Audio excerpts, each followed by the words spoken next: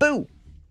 Hello guys, and welcome back to another cold stream. On today's stream, we are back with some more Yu-Gi-Oh! Master Duel, and as you can tell by the title and the thumbnail, we are going to be playing more Darklords. However, before we do that, there is a bit of a discussion I would like to have about a concept that's kind of been heavily talked about. Maybe not heavily. Within the Yu-Gi-Oh! Community, it's heavily talked about. But the idea of mid-range and the concept of, not necessarily the concept of, but the health of mid-range decks versus combo decks, and kind of how that works in Yu-Gi-Oh! Right? So yeah, we're gonna, let me explain. This was brought on by basically a rant video by a top player, Anthony Zoe. I don't know how the heck you're supposed to say his name. But they were one of the ones who ended up creating and piloting to the top this incredible Azumina Adventurer Mitsurugi light thing pile, whatever this is. This, for lack of a better term, abomination, right? That has a whole bunch of different archetypes and a whole bunch of different strategies and is this wild combo deck, right? It ended up being like the breakout deck. As you can see here, it did really, really well, and was kind of the standout of these decks. And you can see the vast majority of these light and darkness decks ended up just kind of being this style, right? Of a whole bunch of different engines, specifically like the Adventure engine and Mitsurugi, all kind of paired together in this big 60 card pile, and that's what ended up doing really, really well. So the reason it was, well, okay, let's just watch this video because this kind of showcases the thought process behind it, because it's basically just a rant video, but it's pilled in a PowerPoint presentation, and therefore I am smarter than you kind of way. Hey guys, Anthony here, and today I wanted to talk about an issue that I've been seeing pop up more and more. It's happened to me I've seen this happen at locals, I've seen this happen on Discord and group chats, in all sorts of places, where I feel like this issue needs to be brought up more and talked about in more detail, and that is why Yu-Gi-Oh! Has a mid-range elitism problem. So you may or may not know, I recently have been trying to talk about my 60 card roll-ad combo deck, and I've got a lot of people, which is this really cool deck, right? Now I have nothing against this deck in particular as like this insane combo deck, right? The fact that it works is kind of insane to me, and the fact that it did as well as it did is kind of insane to me. But I do understand, how do I put this? Yu-Gi-Oh! Is a game with a myriad of different playstyles that, actually, we'll get into it later, but all I will say is that I understand not liking this deck and what it means for Yu-Gi-Oh! That's all. like, playing it, and I've seen it talked about in other places, and I've seen like it being played in locals and the people's reactions against it, and here is what I wanted to say about like a lot of the stuff that I've seen going on. So let's get to the presentation. So what is a mid-range deck? So coming from other card games, a mid-range deck is a deck that usually aims to slam the most effective creatures on curve and curate their game plan based on their opponent's deck. Versus an aggro deck, a mid-range deck tends to control the board. Versus a control deck, the mid-range deck can aim to play aggressive. The main thing about a mid-range deck is it focuses on the trading of resources, and it focuses on card advantage. So here are some example mid-range. I will explain my own thought process when it comes to mid-range in Yu-Gi-Oh! But I think mid-range in any sort of mana-based card game, like, for example, Magic, where a lot of these terms come from, is vastly different from anything that mid-range does in Yu-Gi-Oh! And I'll explain a little bit more when we get to one of the examples from another content and other card games. I've played Shadowverse, I played a little bit of Magic, I played Hearthstone, and in these also Shadowverse games, usually the mid-range deck is is the type of deck that it slams a 1-drop on 1, or it doesn't have a 1-drop, it slams the best 2-drop on 2, it slams the best 3-drop on 3, slams the best 4-drop on 4, and then aims to value you during the game. But it's not necessarily skewed towards control or aggro. It's usually like the most balanced type of deck. And why do so many players like midrange deck? Midrange decks are often seen as fair card game decks. When a midrange deck is strong, it usually means that there's a back and forth in the game. It means that both players are having a chance to do what their deck is intended to do, and there is a trading of resources going on. One side is... So, okay, let me explain this. In most games, there's these 4, like, pillars of card gamery, right? In most other games, we'll talk about Yu-Gi-Oh! In a sec. Most other games have a combo deck where they are setting up pieces, kind of like setting up a checkmate in chess, where inevitably a combo happens, they win the game. That's what a combo deck does. You set up your pieces to checkmate the opponent. Aggro decks kind of play more akin to like having 20 pawns and like a king, where it's like, I'm just gonna play a whole bunch of like cheap guys and just overwhelm you with advantage, or like overwhelm you with just like sheer quantity, right? And that's kind of the idea of an aggro deck. Control deck is more heavy bombs. Instead of playing, 20 pawns, it's 5 queens and nothing else, right? And your idea is like, I'm going to play haymaker after haymaker and just kind of slow the duel down into a slog. Maybe not, slog's not the right term, but like, I'm going to slow it down and then just play better cards than you, right? I'm going to remove a piece here and remove a piece there so that I am in control of the game. That's kind of the idea, right? Mid-range decks are in the... They're not exactly any of that. They are in the middle of any of those ideas, right? So, like, they could be a combo aggro deck, or like they could be a control aggro deck, or they could be a combo control deck, or something of that nature. They are in the middle of that like spectrum, right? So that's kind of the idea there. Hopefully that makes sense. Mid-range okay, the best way that I have seen mid-range end up, or what it generally ends up being, is just like the best cards, right? Whatever ends up being like the best cards for a specific color or a specific type or something of that nature, right? In Magic, for example, Dimir Midrange was very popular for quite some time within the last year of Magic the Gathering Arena, which consisted mostly of just playing the best blue and black cards available to you. That was it.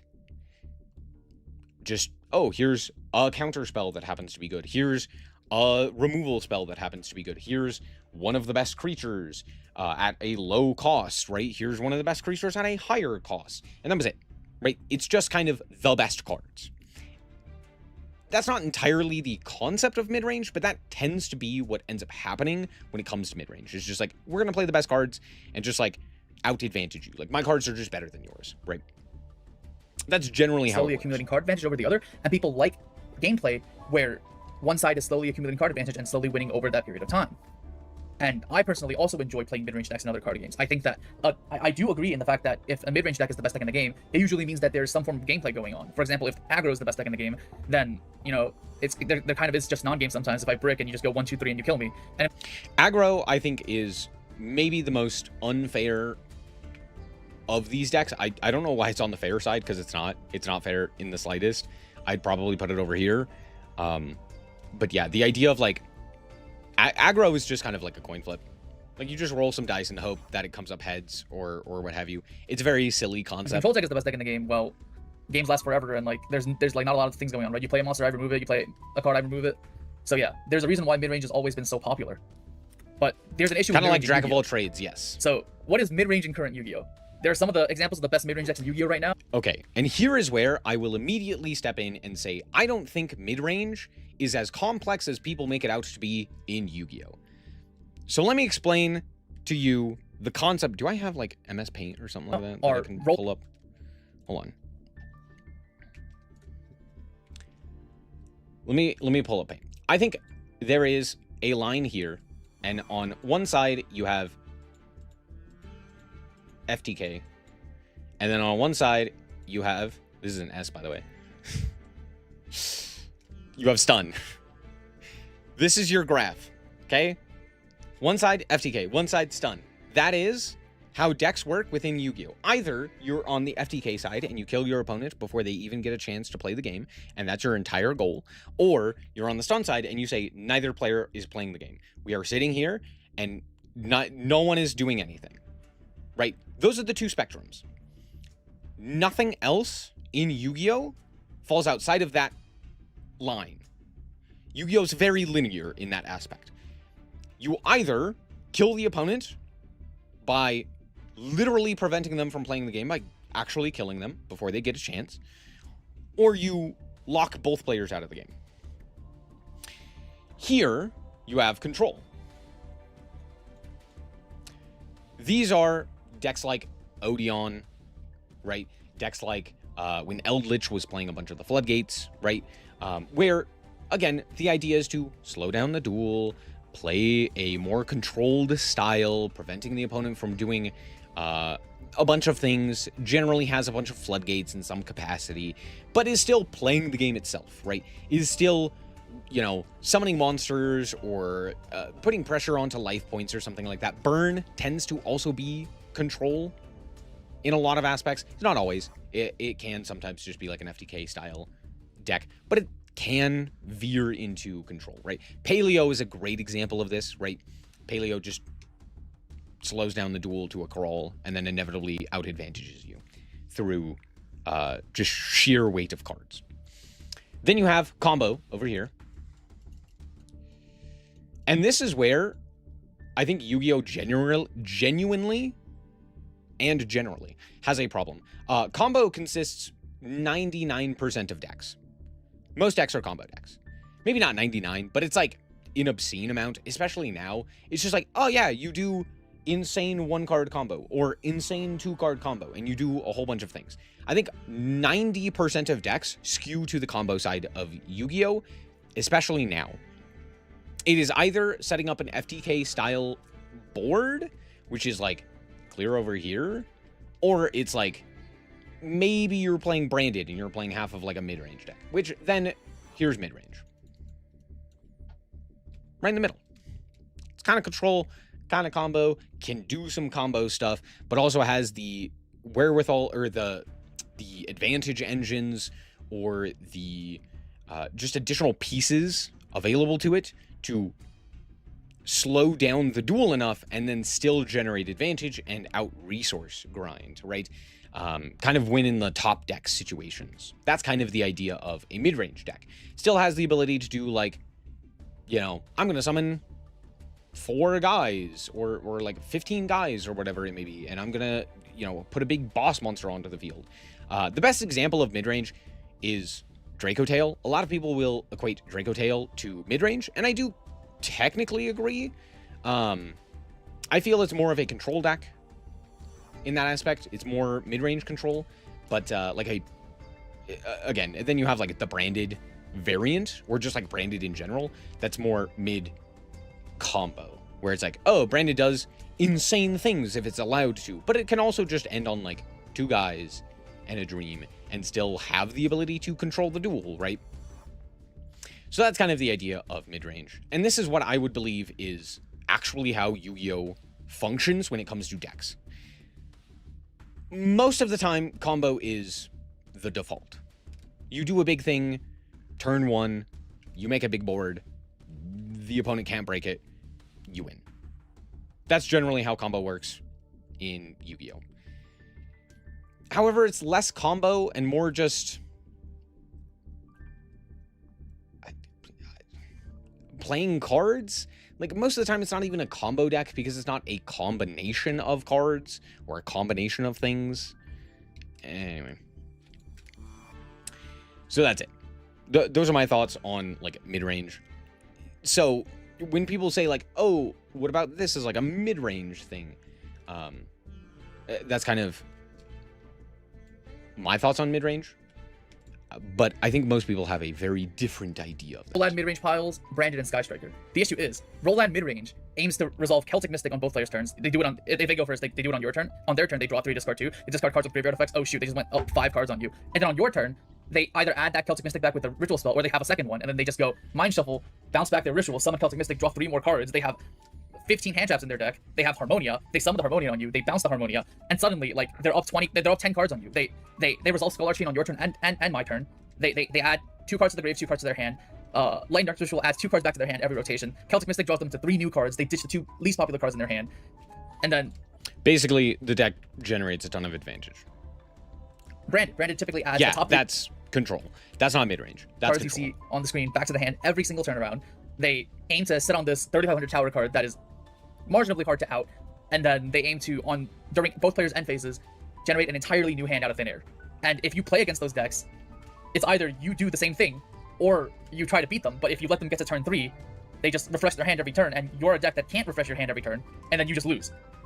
Also, I do agree that Fallen Virtuous is a good card. I don't think Fallen Virtuous, there's any problems inherently with design. It's just the issue that it exacerbates the issue that every deck goes +5 during the end phase. It's like... This is where an issue has arisen. Fallen and the Virtuous is not a fair card. It's not a good design for a card. And the reason for it is not the actual text on the card. It is the text on the myriad of other cards. Actually, it is kind of the text on the card, but we'll get into that in a second. It is the text on the myriad of cards you get to send to the graveyard. That's the problem. And the fact that it also has the ability to reborn a guy, which also is kind of silly. If this card, if Fallen and the Virtuous, all it said was pop a face-up card, then reset or set another one from deck during the end phase, this card would maybe see play in like Sky Striker or, I don't know, Radiant Typhoon. I'm not saying it'd be bad, but it would have much less widely applicable use cases. The fact that it can net you a ton of advantage by being able to either search starters, extenders, set additional interaction, give you a reborn, it can steal monsters from opponents' graves, it can do a myriad of really powerful things, and on top of that, it sends cards for cost, which always has been a problem in Yu-Gi-Oh! That is always an insanely powerful thing to do in Yu-Gi-Oh! Just sending cards to the graveyard, regardless of where it's from. Even discarding has become advantageous, right? So, keep that in mind. I don't think this card is fair. Sure, it's like fair, or it's like fun to use, right? But it's not fair. It's not a well-balanced Your Fallen card. Virtuous traded with one of my best starters, and then now you're also getting it back. Which is kind of crazy, right? And if you're a type of player that doesn't want to play like these mid-range deck mirror matches, how do you exploit mid-range decks? So, one of the biggest issues with mid-range decks is that they don't actually put that many interruptions. If you think about Sky Striker, if you think about Rolad mid-range, like Branded Rolad, if you think about Pure Branded, they actually don't have that many interruptions. Like, compared to... I don't like the decks that he has chosen to equate to not a lot of interaction, because Sky Striker can put up, what, 11 or so pieces of interaction? Probably not that many.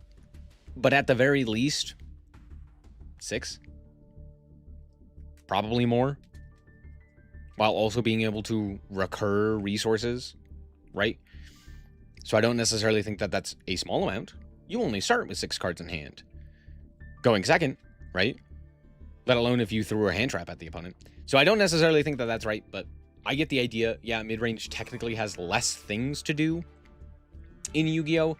In the sense that they won't have as many powerful interactions or as many interactions.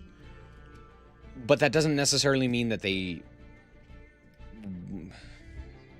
I don't know. Because like Draco Tail, for example, if they set all 3 traps, they have 5 mana, they have Gulamel. If you're just looking at that, it's like, yeah, okay, 5. Maybe 6 interactions. Okay, yeah, that's reasonable. But then on top of that, they draw a whole bunch of cards, they add hand traps, yada yada. They can do way more than that. Like, Cool Tune. Cool Tune can, like, interrupt you. Like, Vanquish Soul and Cool Tune, those decks can interrupt you, like, 7 or 8 times during your turn. They might be small interruptions, but they like, pop a card here, pop a card there, banish a card here, right? Negate this one. But most mid-range decks only have 3 to 4 interruptions. Like, for example, you take the mid-range Rolad deck. They have the Fallen Virtuous, they usually have the Banish off BLS, they usually have, like, 1 Harmonia in the hand, or an Ash Blossom they drew into, and then they usually have their old Elbaz. That's it, right? And if you play against Sky Striker, if they full combo you, they usually have their set 5, and then a 0. And then if you play against Branded... Yes. A small amount of interruptions. More than your entire hand. It's just more of the same thing. They have their old Elbaz fuse, they have their Fallen Virtuous, they may have a Jade Banish, they may have some loops with Quem, but it's nowhere near the amount of interruptions that an actual, like, combo deck would have. And if you put more engines and more gas into your deck, you have the ability to... Sorry, I'm gonna harp this again. I don't think it's less interactions, I think it's less impactful interactions. Because the difference between something like Baron Borreload, what's the other one that I'm thinking of? Baron Borreload, the FA Dawn Dragster, and, like, a trap card, is that while there's not as many interactions, every single one of those interactions is incredibly impactful. Because it is cutting your opponent off of a card immediately. Whereas if you look at something like Sting, for example, from Draco Tail, Sting could just be a draw 1. Like, it could effectively just be a draw 1. Right?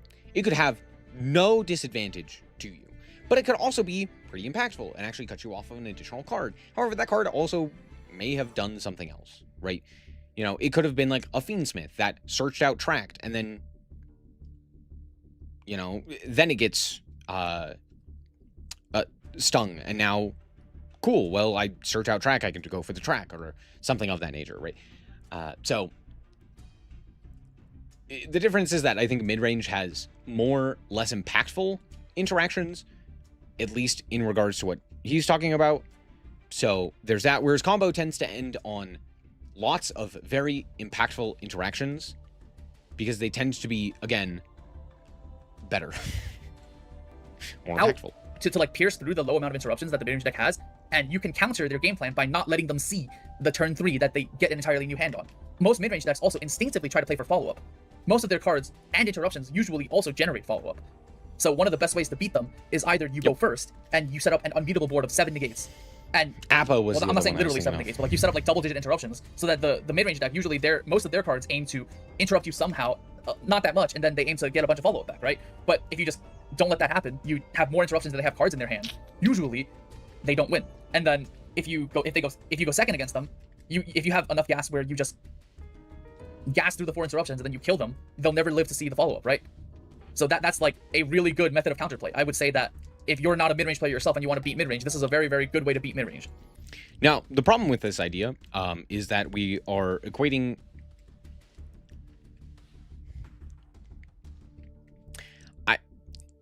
I don't know, this kind of doesn't make sense to me because the idea is like, oh, mid-range, yeah, you just plow through it with the combo stuff. And while I do technically agree that that is the way that you're supposed to do it, the ideas that he's bringing up is like, oh, mid-range doesn't have a lot of interaction, when every single one of the decks that he has proposed as mid-range are ending on a ton of interaction, and that's like their whole idea, is that they have a ton of interaction from a ton of different places, but they do it with like 2 or 3 activations of a thing. Well, not entirely, but relatively, right? And it's not as big combo slop of, oh, here's a new engine that I get to go into, or here's a new engine that I get to go into, or here's a new engine that I get to go into. And they get to go through all of these different lines and end on a board that specifically has the most amount of ways to stop the opponent, but takes a lot more to get there, right? It requires, you know, it requires more bricks, it requires more cards, it requires more time, it, plays into more hand traps, is more susceptible to said hand traps or other forms of interaction, because if one of your pieces gets stopped, the likelihood of you having that second piece to get into other pieces is lower, whereas mid-range can just kind of be like, yeah, I'll just activate my 1 to 2 cards and then kind of win the game off of that, right? But the issue with that is most of the Yu-Gi-Oh community really hates it when their wholesome mid-range slop deck. You can see I'm biased, by the way, because, well, like, I play both sides of the clock. Right? I also play mid-range decks. I love playing Draco Tail. I love playing these like branded mid-range decks. But also, you have to realize that not everybody wants to keep playing this together like forever, right? There is time limits in the match. If you guys both know that. If a branded player like puts a mirror match against each other, that stuff goes to time basically every single game. I don't want to be playing this type of game like every single time. And if I want to count, and I fully disagree. I would always rather play a mid-range versus mid-range. And the reason I say this, and I would imagine a lot of people will agree, is that if you play combo versus combo, it is basically whoever goes first. And that is boring as hell. That's not a very interesting game. Because you just kind of die to whatever your opponent makes. And then the opponent dies to whatever you make. So it's not a really interesting game, right? Mid-range versus mid-range means both players get to play the game. And it tends to be a lot more interesting in that regard. That doesn't necessarily mean it's more skilled, but it's more interesting, right? Control notwithstanding, because almost no one actually talks about control in Yu-Gi-Oh! Because I think most people forgot that it exists.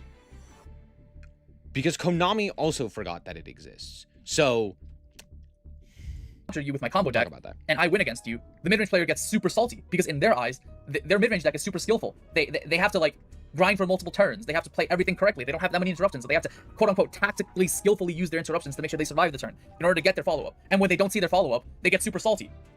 They're saying that your Yu-Gi-Oh is wrong. They're saying that you're playing bad Yu-Gi-Oh. They're saying that you're like playing some sloppily stop stuff her. Yeah, exactly.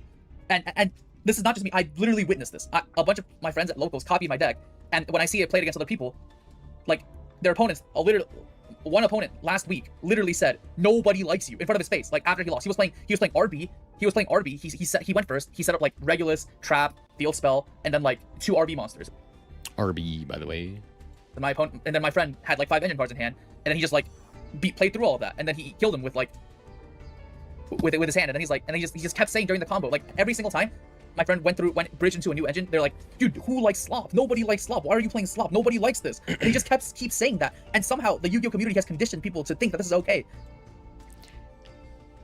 This is a one guy moment.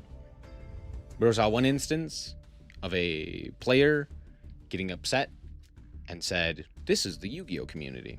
Now, I do agree with some of the notions, because I do actually think that as far as the Yu-Gi-Oh community goes, we have kind of been conditioned. Conditioned's not the right term. A lot of Yu-Gi-Oh players see,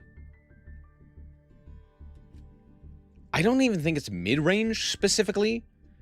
I think it's anything meta as the devil. They're like, my cool rogue deck would never lose to some bullshit like, I don't know, whatever it is. Because, like, clearly this was a moment of RB player playing rogue, loses to a bunch of top engines, and goes, damn, that's lame. Which is up for debate. But I think that is omnipresent in Yu-Gi-Oh! Rogue decks in Yu-Gi-Oh! Also now do cold fusion. They basically do whatever the hell you want them to do. They can end on a million interactions. They can end on a ton of really powerful boss monsters.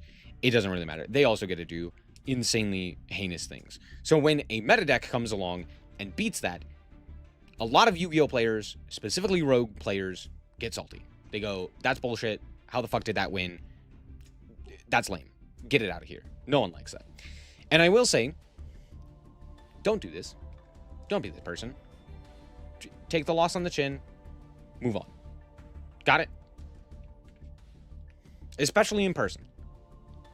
Especially in person. I don't do this when I'm by myself, and I should, right? When I'm on stream, when I'm by myself, when we're just playing for fun, it's fine. Take the loss on the chin. It can sometimes be very frustrating when it's loss after loss after loss after loss, or something of that nature, something entirely out of your control, like luck or what have you. It could be frustrating, and I get that. But in person, it's fine. Keep it in your head. That's all.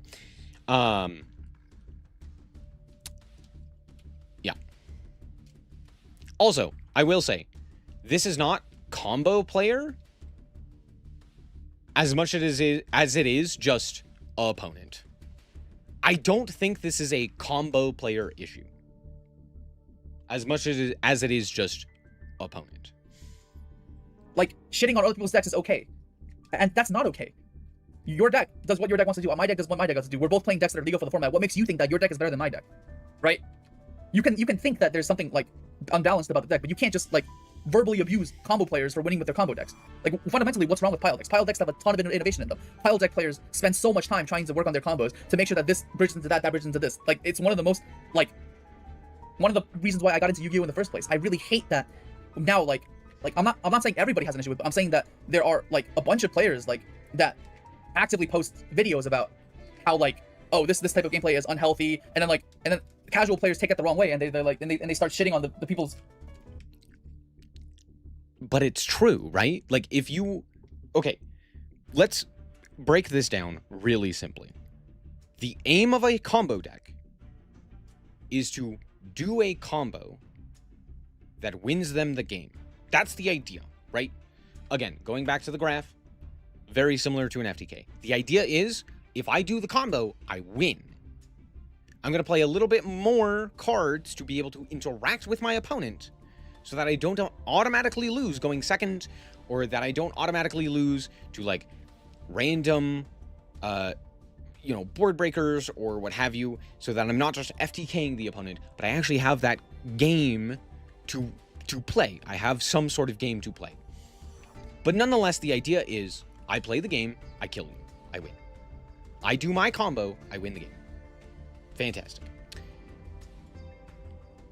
If that is deemed fair, balanced, or healthy, that is wrong. Because that means one player plays the game in a two-player game. That means 50% of the players don't play Yu-Gi-Oh! That means it's not a fair, or fun, or interesting idea. And that should be tabled. That is not entirely what ends up happening, and that's great. Most of the time, that doesn't happen.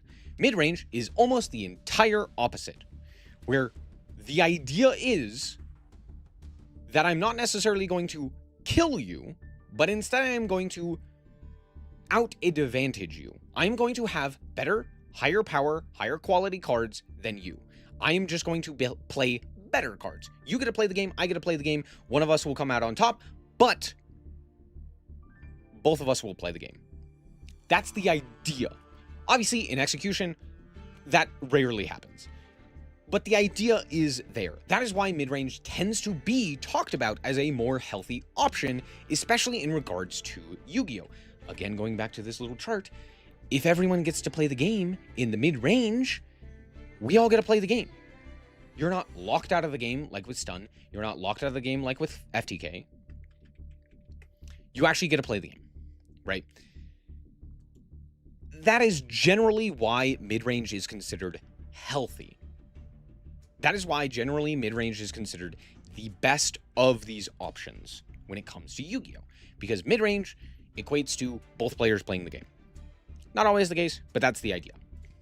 Feelings in their face, and it really just isn't what I'm trying to get with Yu-Gi-Oh! Right? I'm trying to play Yu-Gi-Oh! To relax, right? I'm not trying to like after 5 days of work go to a locals and get shit on for playing a deck that like I built, I spent time on. You know, I feel like in general that the community has to improve. We have to stop like parroting the fact that like if anybody doesn't play like this mid-range slop back and forth, that they're playing unskilled Yu-Gi-Oh! I feel like that just is not something that's healthy for the game.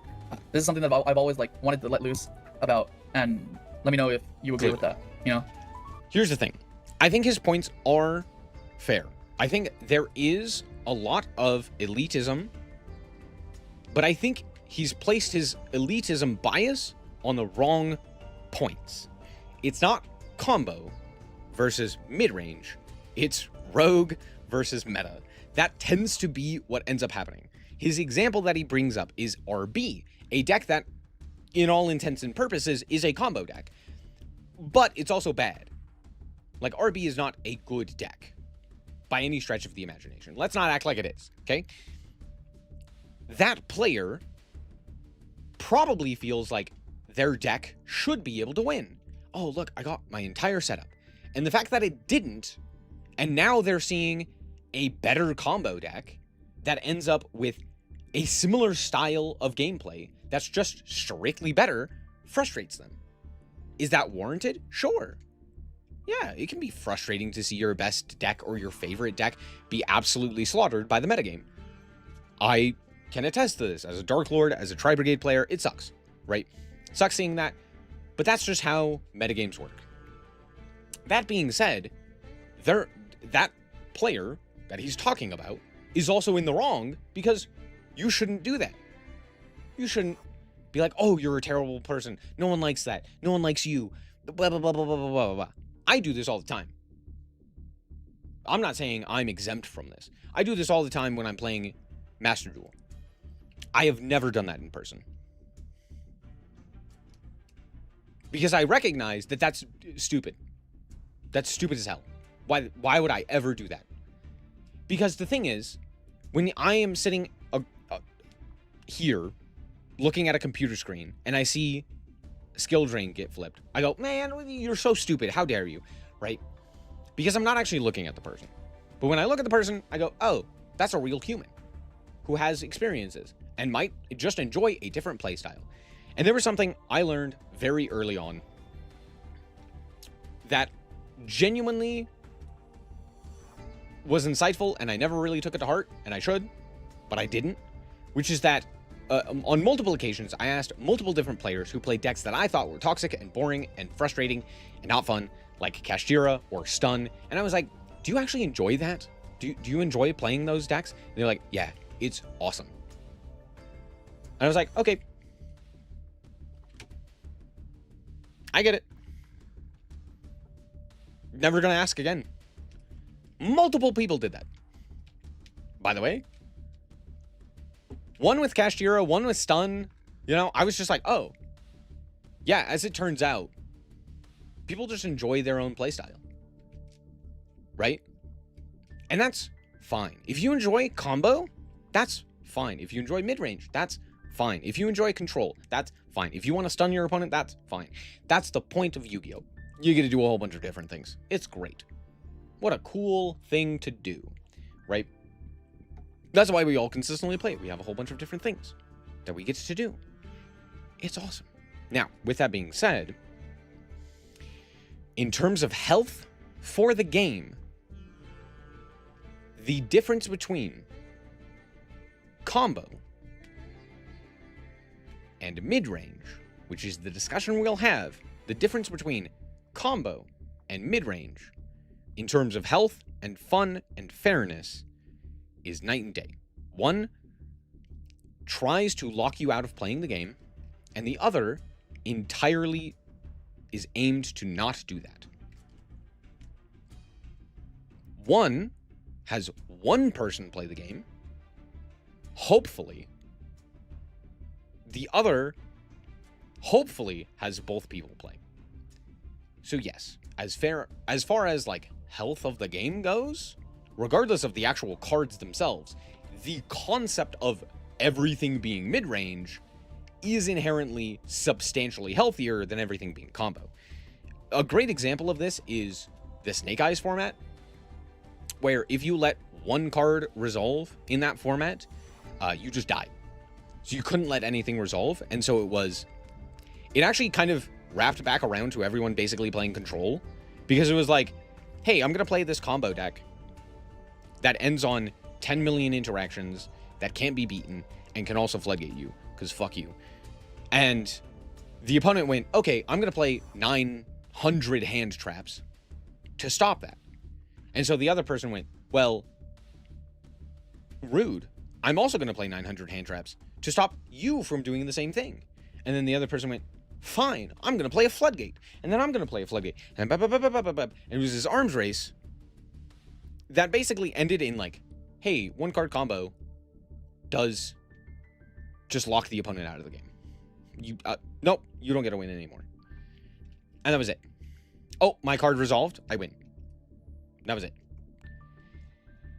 So that was a horrible format that no one liked,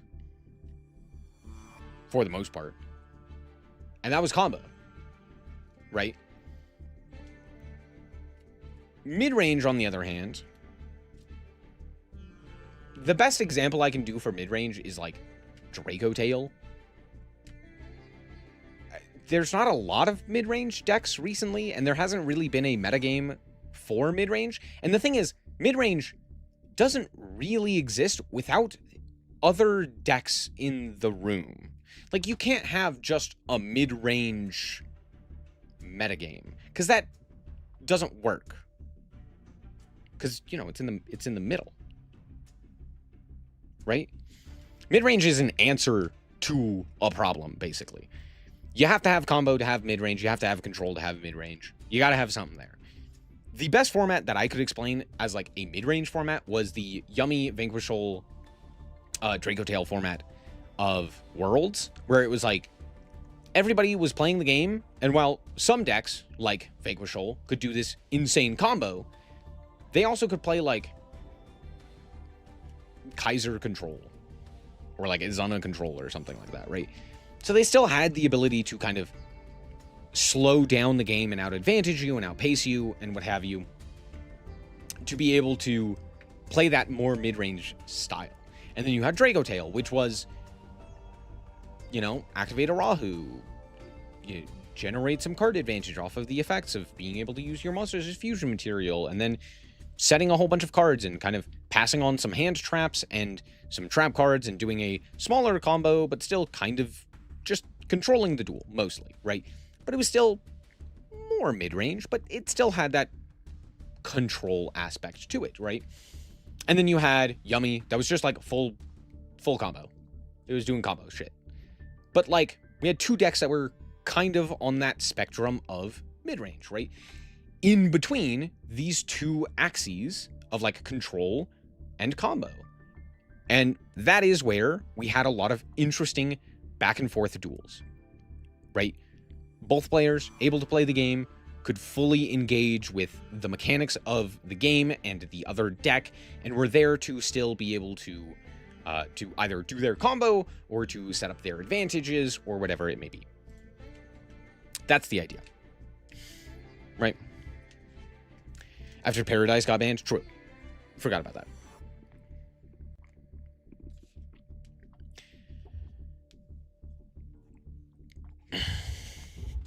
Yep. And Mitsu was also there, which also kind of played in that similar mid-range of like, oh, it could do this like heinous combo thing that ends on 10 million interactions, or it could just be like, I'm going to blow up your board, smile, and kind of end on that, right? It was more the combo variant, but it still, again, was that mid-range idea. And all of those, again, both players have the opportunity to play the game. If you go more in either of those directions, if you go more control, you get, like, stun. And you get, I don't know, there's, like, never been a control metagame in Yu-Gi-Oh! That's just not a thing. So I can't really explain it. I don't know, like, Jeskai control meta in Magic is what you get, but that also had a whole bunch of things. Anyway, the point is, if you go further in the other direction, if you go further into combo direction, what ends up happening is that you end up with a way larger amount of just non-games. Because one person gets to play the game, they get to do their combo, and the other combo player is not going to be able to plow through that. Because they will just have not enough interactions. So as far as health, again, combo bad. And also control bad. And also stun bad. And this is why mid-range is best. For health of a metagame. But, and this is a big but, and I cannot lie, mid-range is not what everyone likes. Not everyone likes playing mid-range. Hence why we have combo and FTK and control and stun and all of these other variants of decks. That's why these other decks exist. What's up, Angel? Combo is a fun style of deck to play. It's fun to build this big board and kind of auto win, right? And to have this like big long string of sequences to get you from point A to point Z. And you're just like, wow, I could do all of this cool things. How fun. And control, in a similar vein, is fun for a bunch of people. Because it's like, oh, instead of playing a whole bunch of things to get from point A to Z, instead I'm going to prevent the opponent from getting from point A to point B, and I need to make sure that I don't stop them from getting from point A to point B, but I need to stop them from getting to specifically F or something of that nature, right? And the idea of like making sure that you're taking control of the duel and that everything is kind of in your hands and you get to make all of the important decisions. That's a fun idea, right? I don't know why you would enjoy FTK or stun. That's just kind of not enjoyable. I don't know. But maybe people, I mean, people do enjoy it. I just don't know why specifically these variants. But again, most of the time, these just go, like, there's only an extent to FTK that you can go, because FTK is just a combo, and stun is just control, right? So it does make sense. Stun basically is like neither player is playing the game, and FTK is like solely one person is playing the game. And so rarely does that happen that it's But those are the spectrums on my list there. And the reason I bring this up is because MBT brought up this nice little graph for us, where in Magic, what ended up happening is you had aggro, control, and combo. And this is where my graph comes in, because that's not how it works in Yu-Gi-Oh! At all. I don't think there is aggro versus control versus combo, and I don't think this like triangle spectrum with mid-range kind of taking up the midpoints works. It just isn't how Yu-Gi-Oh! Works. And he brings up like, oh, mid-range just doesn't exist in Yu-Gi-Oh! And I think that's just horseshit. That's just not real, right? Mid-range does absolutely exist. It's just on a different spectrum than that of aggro, combo, control, right? This is more of the traditional TCG metagame, right? Where it's like win fast, win slow, win in the middle. You know, win with a combo. Those are your kind of options. And Yu-Gi-Oh! Just doesn't do that, right? Everything is played out in 2 turns that realistically you're playing to win on turn 2, right? Or turn 3, regardless, right?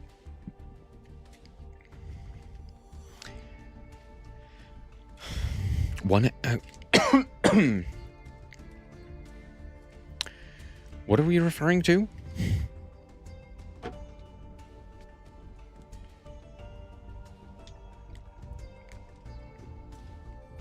Hammerface. Oh, yeah. I forgot about that guy. Anyway, the point is, yeah, I don't think this necessarily works for Yu-Gi-Oh! I think it's more of a linear spectrum that your deck falls upon. And because of that, it also means that there's not as much of a, like, countering system. It's not like, oh, aggro beats control and control beats combo and combo beats aggro, etc., etc. Like, we just don't have that in Yu-Gi-Oh! It's kind of just a shit show, for lack of a better term. It's kind of just up in the air, you know. I don't really know what else to say other than it's up in the air. You don't really have a definitive like, oh, this beats this and this beats this, because there's not an aggro deck to beat Lab. You know, Lab still just has to play into combo decks.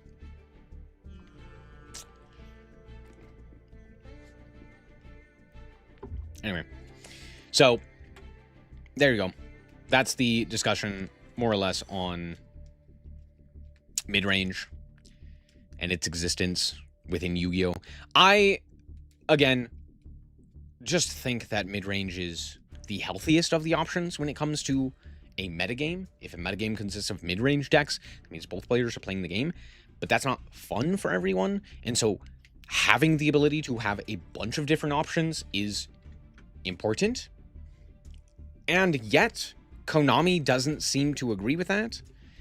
Konami tends to just forget this entire half here. This just doesn't exist to Konami, and it's like, okay, we do this. And I wish I could be like, oh, but they don't do FTK. No, they do FTK. We do have FTK decks, right?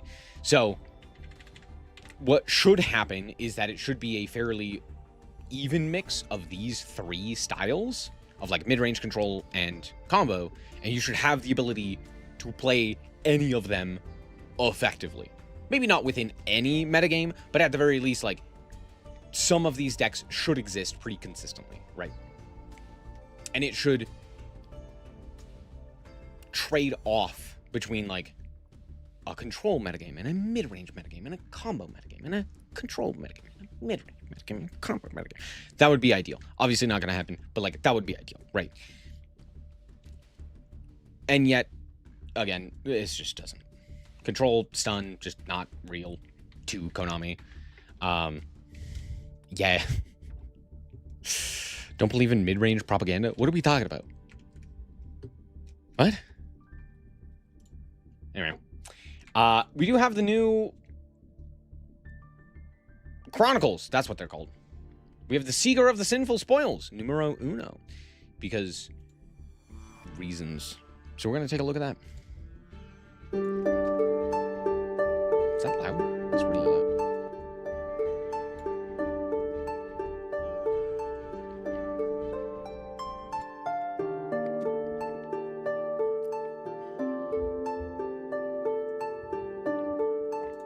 Shit, my bad. Why? Why is it in Chinese? What the fuck? I don't have English. What the hell? Hold on. Yu-Gi-Oh! EU. There it is. Oh, I missed it.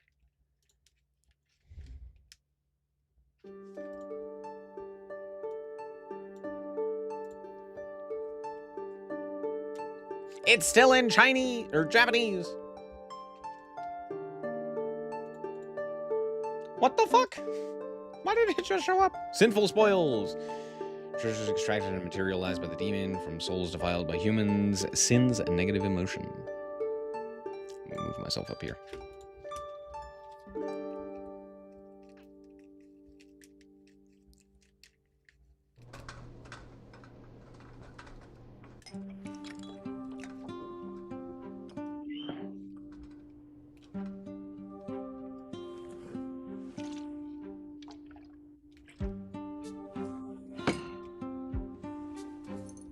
Hey, you there. Yeah. What the fuck?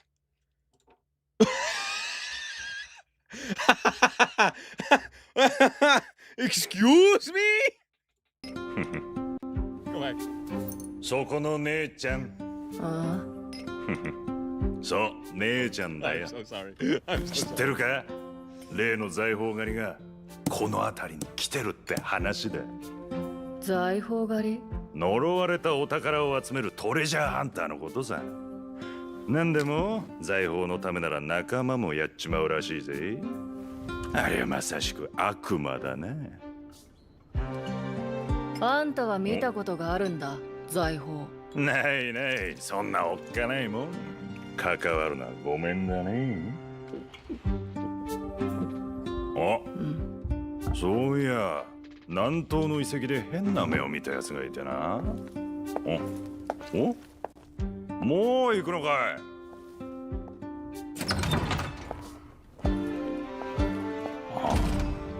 たく、不愛想な姉ちゃんだってね。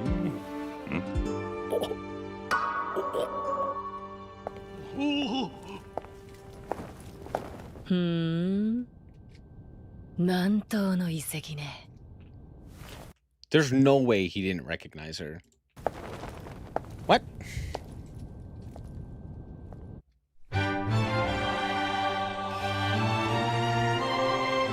Like, if you are looking at that picture and then you start up a conversation with that random lady and you don't recognize her, why would you start the conversation? And then you recognize her after she leaves? Like, right out. Sorry, that nitpick, it's fine.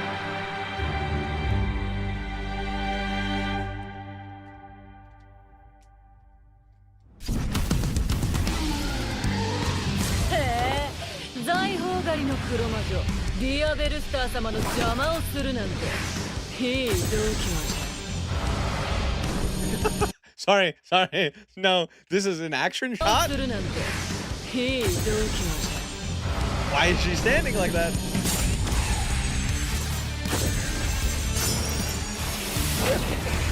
She kill Ash?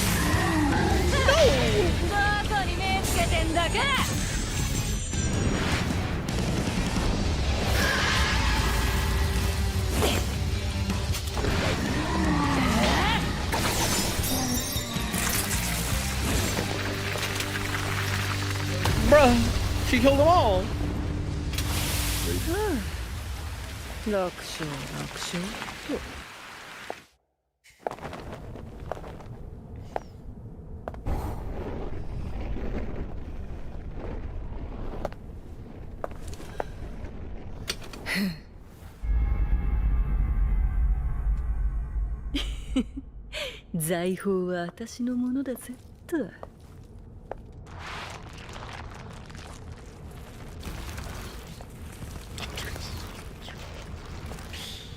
Don't they work under skilled rings? さてとなんだ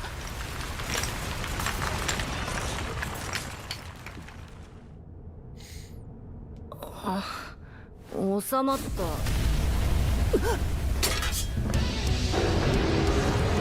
Hey! Dragon! おい冗談きっつ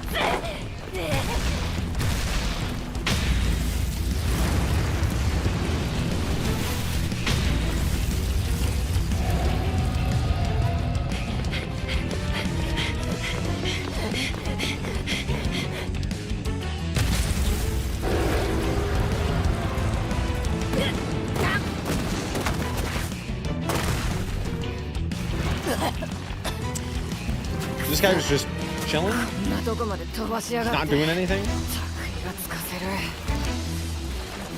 私が力ずくで奪ってやる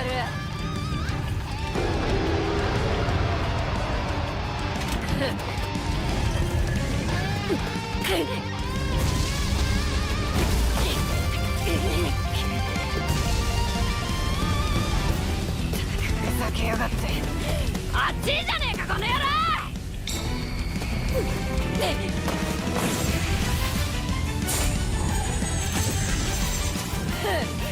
今行くぜおいマジかよ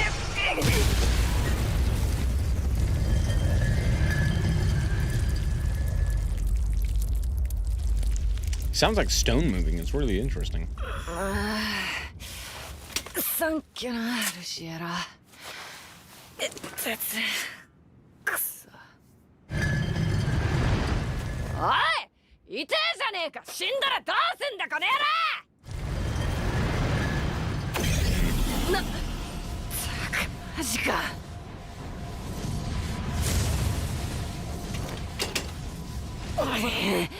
こうなりゃ奥の手だ目には目を財宝には財宝ルシエラ切り裂け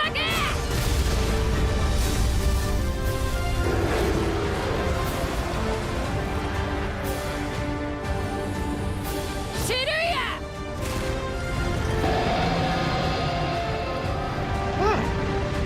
That's interesting. 噛み砕け Is there a reason we didn't lead with that?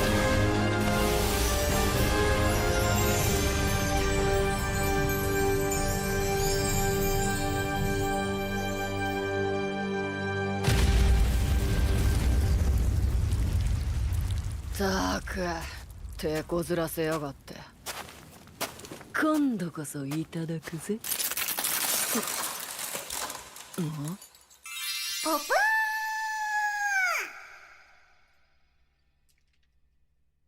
は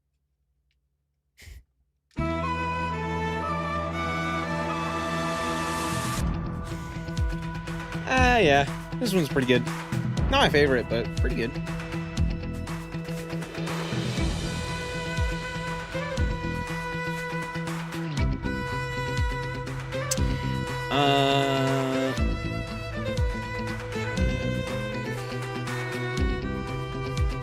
The size of the dragon is surprising.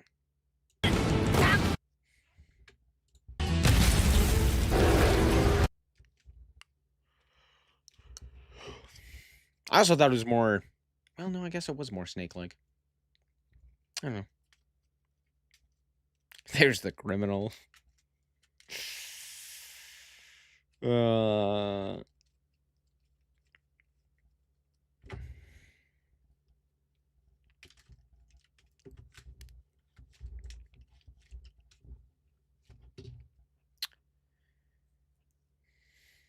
It's weird because, like,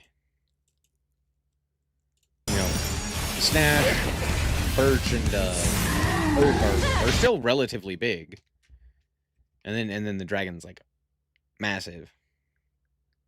I don't know. I also didn't really like the way she would talk after every interaction. It's like she'd get hit and then she'd talk, and then she'd hit them and then she'd talk. And I get the idea is like, oh, she's yapping on the battlefield, you know, like Spider-Man throws quips or something like that. I get it. That's fine. But it's like, where was it? It was like here. She's standing here watching this guy charge a beam and she says, what? Seriously? Instead of actually doing something, she's just like, what? Seriously? It's like, go. Do thing. Please. Don't just say, what? Seriously? I hate that. This is so dumb.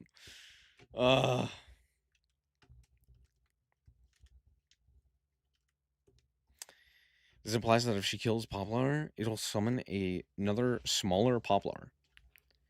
I don't know if that is the case, given the fact that when Poplar becomes Snake Eye Diabellstar, he is a big purple, like, golem, as opposed to snake, dragon, demon thing.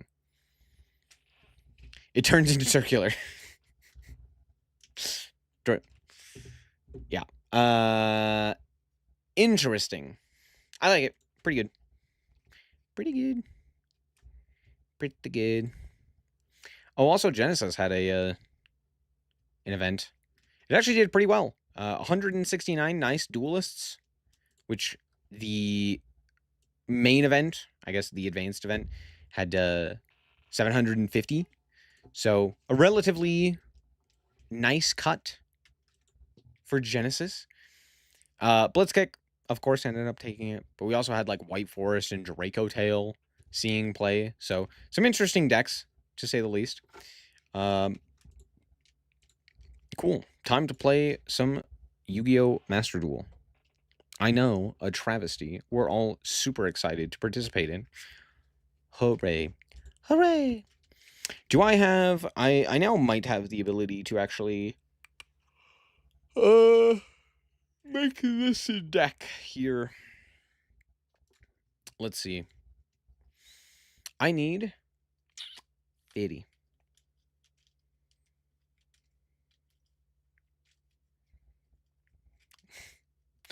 Yeah, it definitely could have been worse dialogue, that's fair. Could have been worse. Not much worse, but it could have been. I need to dismantle 5 cards. I don't think I have 5 cards to dismantle. A tragic. Or I need to cut 2 cards, which I also don't have. I don't have the ability to cut 2 cards.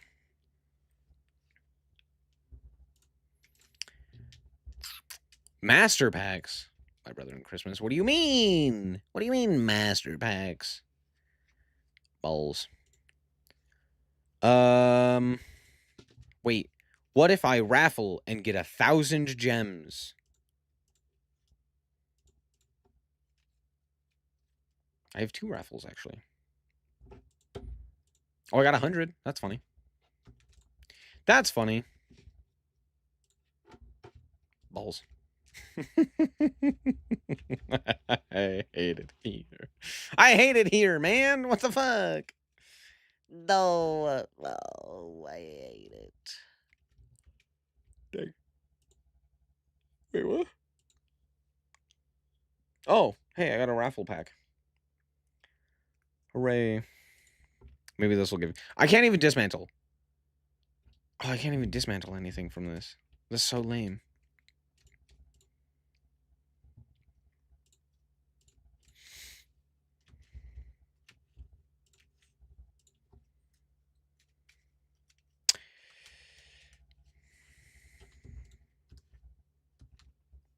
Oh, cool. I got Battle Fusion. Hooray. Hooray. I don't really have anything that I want to get. I kind of want to get the, where is it? I kind of want to get this bundle. I don't know if it's worth it, though. Because I don't really care for any of the alt arts. But I do get the alt art exchange ticket, which gives me... I actually want none of this shit. No, I'm thinking about it. Now that I'm thinking about it, I kind of don't want any of that. Do I get the construct bundle instead? No. No. No, I don't.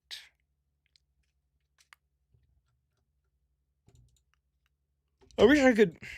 I wish Gem Knights had a pack, because I don't want to just craft all of these cards. That's the problem. Like, I want to use this, but I don't want to craft all of these cards. As opposed to potentially pulling them. Yeah, they're all just Master Pack, because they don't have a... They don't have a structure yet. Balls.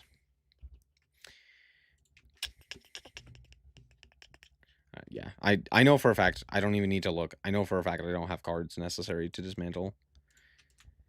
Oh, pish. Do I have a mission? Oh, I have the solo mode one. Hooray. Hooray. You know what? We'll just play...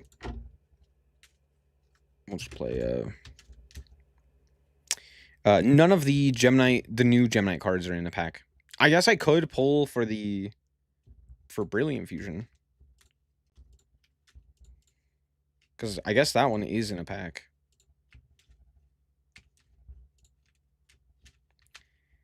But... yeah, I guess I could. Sure, why not? That didn't open a pack. Balls.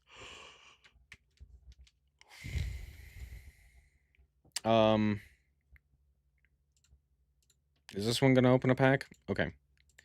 We'll craft a Seraph Knight. There we go.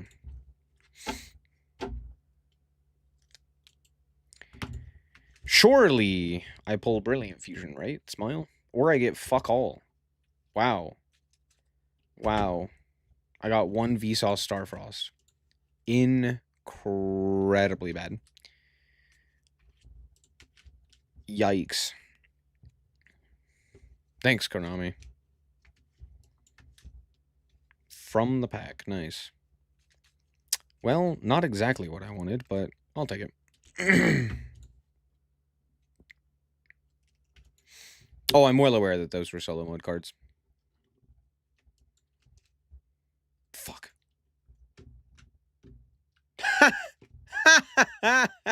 He came back again. Are you kidding me?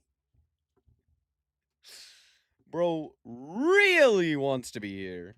Holy. He showed up outside of the pack in a separate pack. Oh my gosh. Bro, Ripper really wanted to come home. I think that is my 5th Ripper, by the way. Is it 5th or is it 6th? It might be my 6th. Isn't that hilarious? That's so stupid.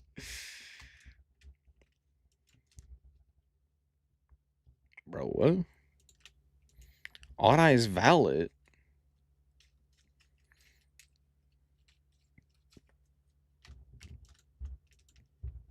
Man, I got nothing.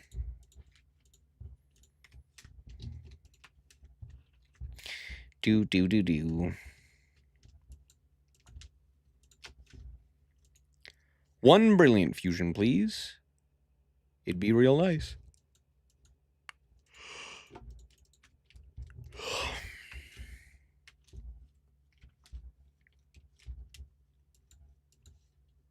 Nothing. What do you mean, nothing? Nothing. I hate it here. Bruh. Are you fucking kidding me? Balls.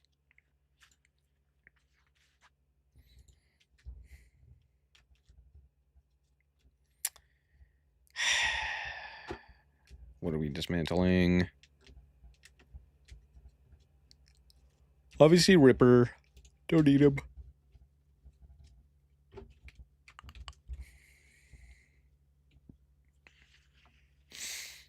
Do.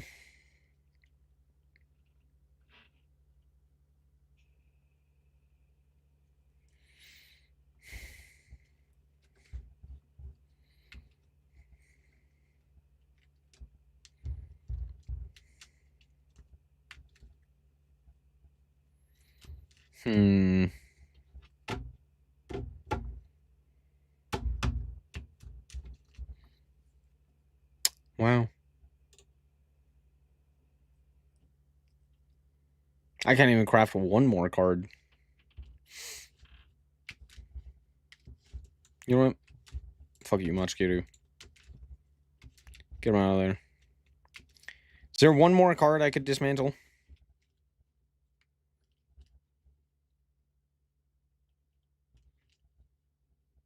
What's the likelihood I would ever need a second one of you? Low. But never nothing.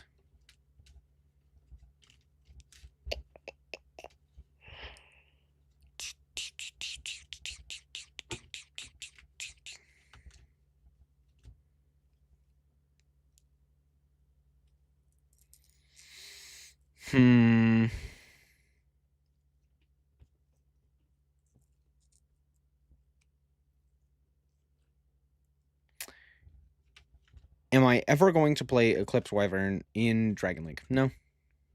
No, fuck him. Get him out of here. No one likes him. The Blackwing? No, that guy does come up.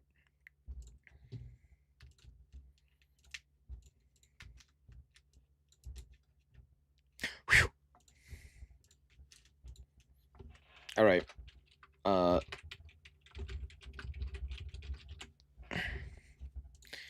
I couldn't think of a good name there, I'm not gonna lie. I couldn't think of a good one. Ugh. Valet is a pretty cool card. No.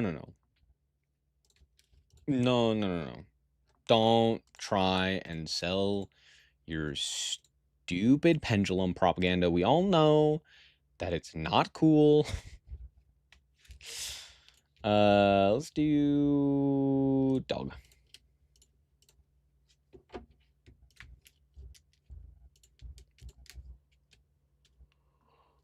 You, sure. Yeah. Works for me. Let's see how this goes. I'm not gonna lie, I have no idea how the Gemini cards work. Sorry, not no idea. I have forgore how they work. That is the correct terminology. I forgot how they worked. So this will be fun. Oh wow, I drew the one brick.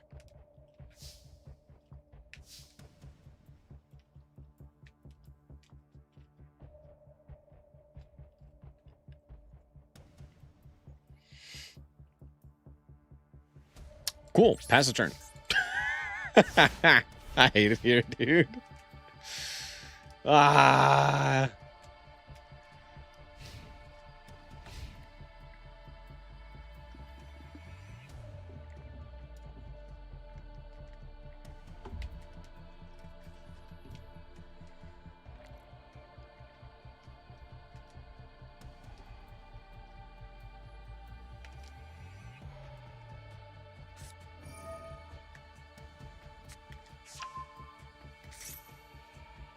Sure.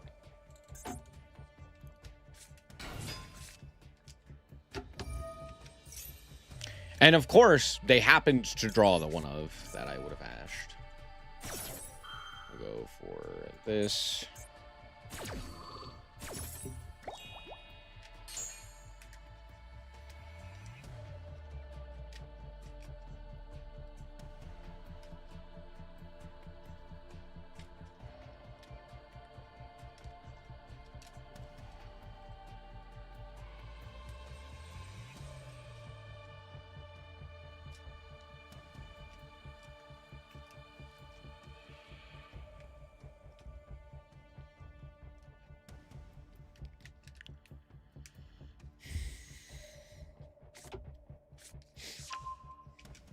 Add mix.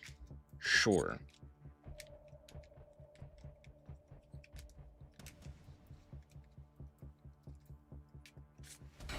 Normal mix. Uh-huh. Q. Mm-hmm.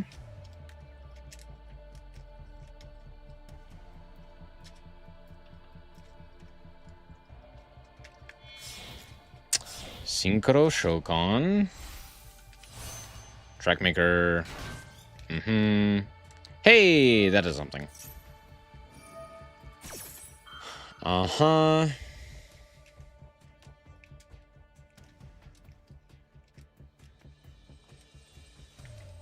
That's fine.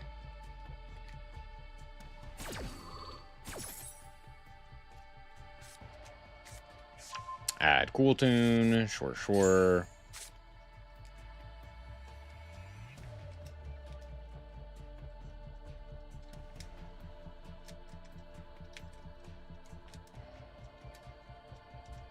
Fairly certain they don't have Ash, so I should be able to go, like, Herald here, pop the field spell, Ash, the quick play, and then still have game?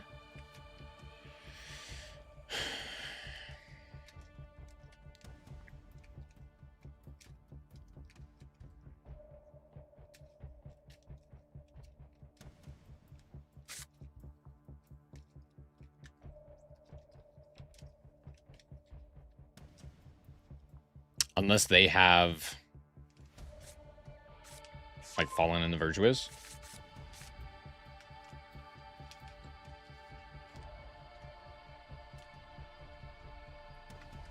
Sure.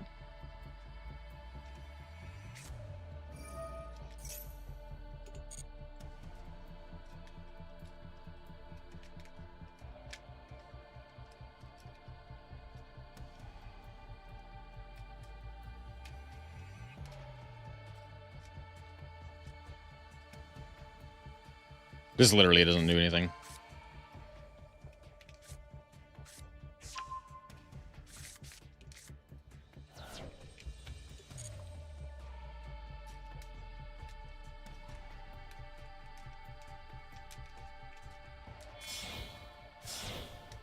Mm-hmm.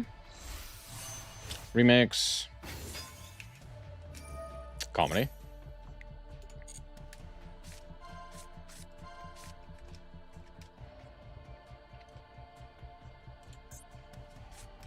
Yeah. Top of deck. Sure, sure.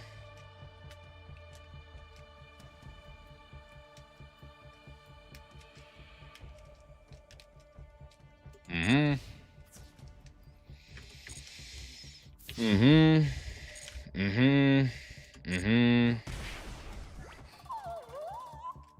Mm-hmm.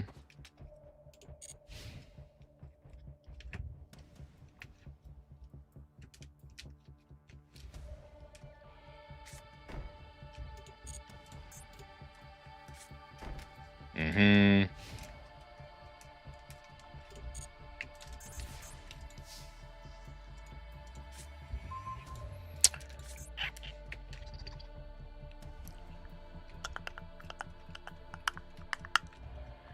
Yeah. Because they now have the trap, I can't really do anything.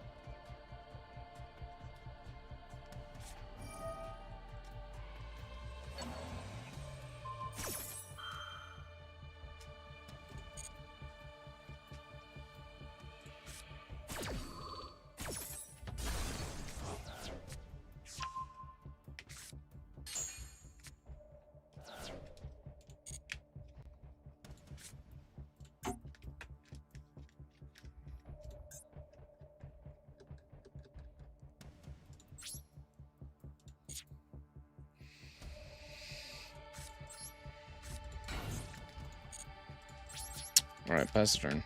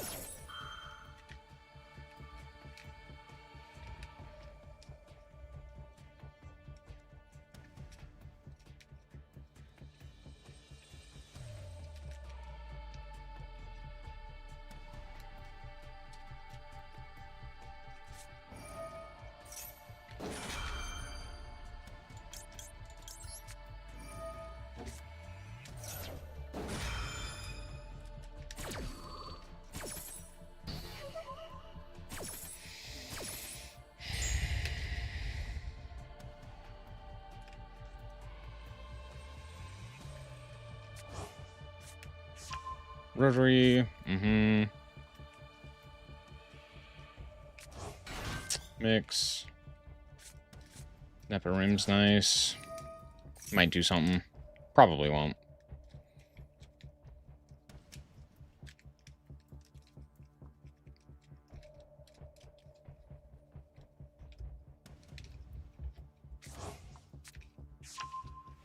Yeah. I just gotta scoop. God, I fucking hate this stupid-ass bullshit-ass deck. What a fun game.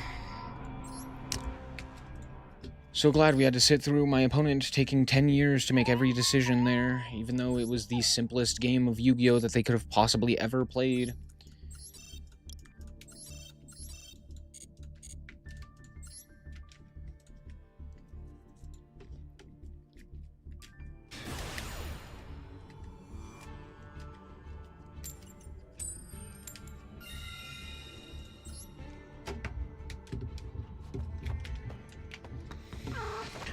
Love sitting and watching my opponent take 10 years to make the simplest of decisions.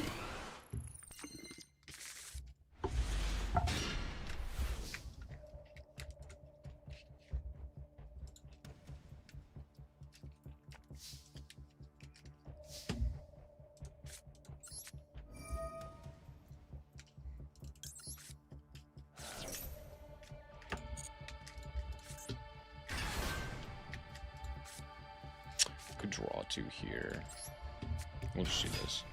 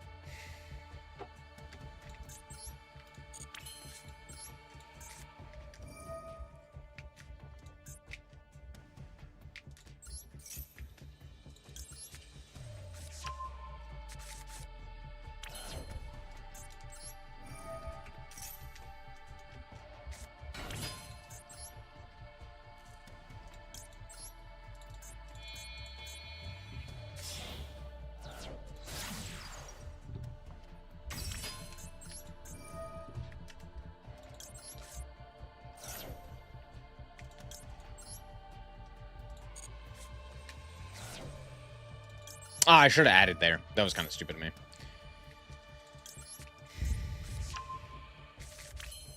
It's not the worst, though.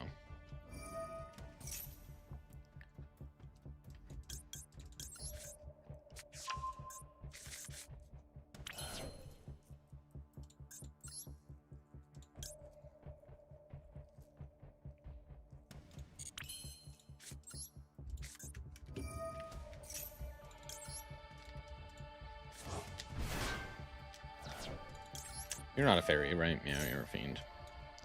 I don't think that matters too much here, because we can still make this work.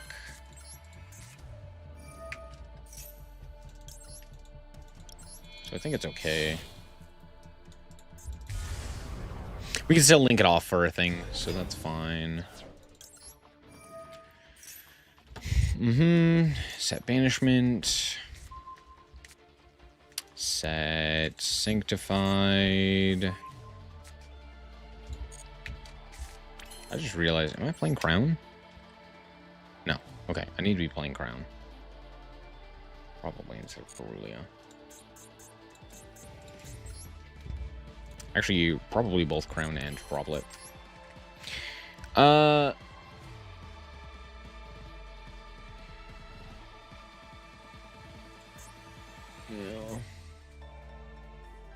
We do Rose Diamond.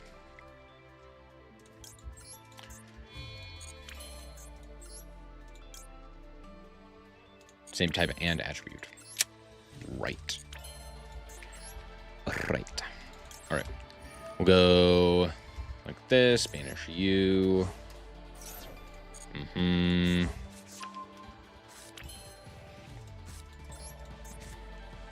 Yeah, I need to control a Gemini Fusion monster anyway to turn on that. So that's nice. We'll do this. Out comes this guy.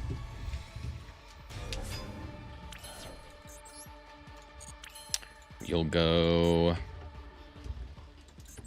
search here for... I don't really want to go Rebellion, do I? No. So we'll go Morningstar here. And then just draw 2.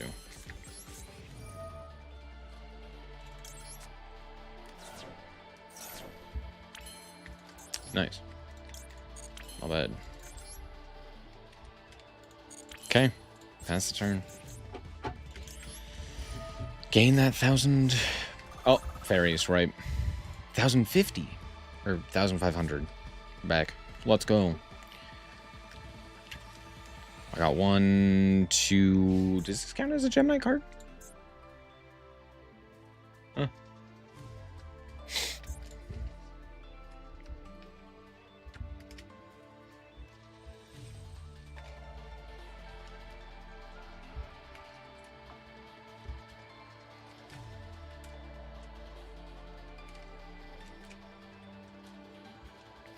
Debating on whether or not I need to play Droplet as well, or if we can just play Crown. Probably just Crown. That's really frustrating. Yeah, that's fine.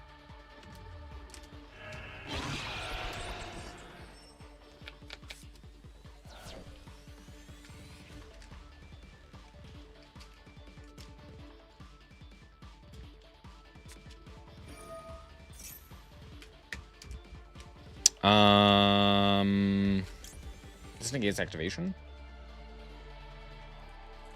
No. Alright, we'll go green light.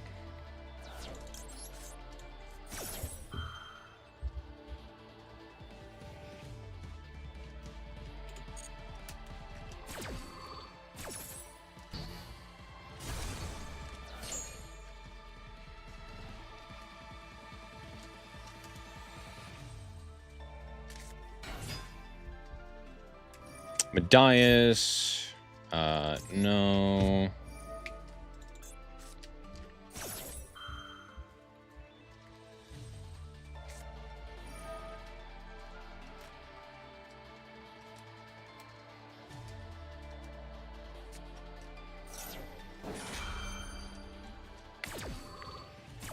Sure.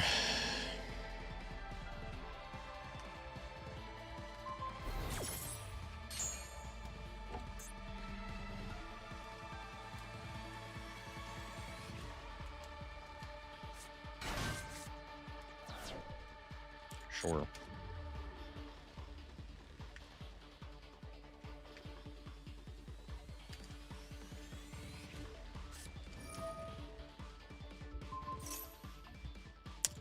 No.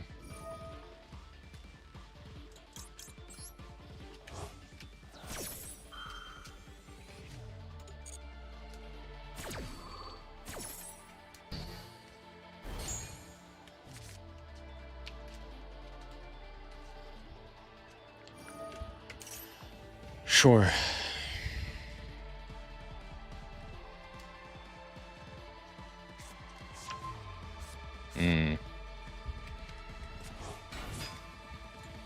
Yup.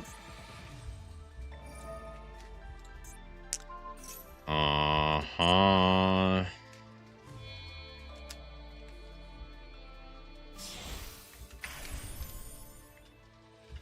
Deactoras? Sure.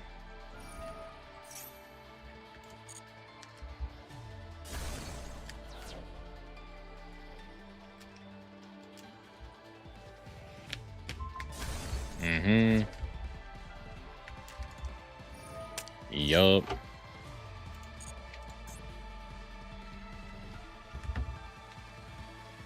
I can't even grab contact here. I just lose.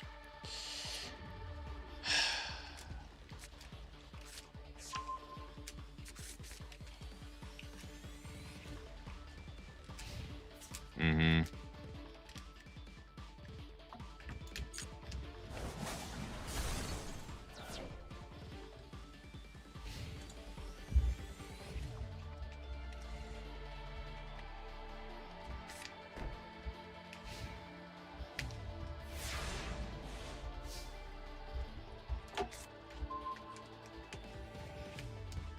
Does that do anything? I don't even know if I can activate this. I don't think I can.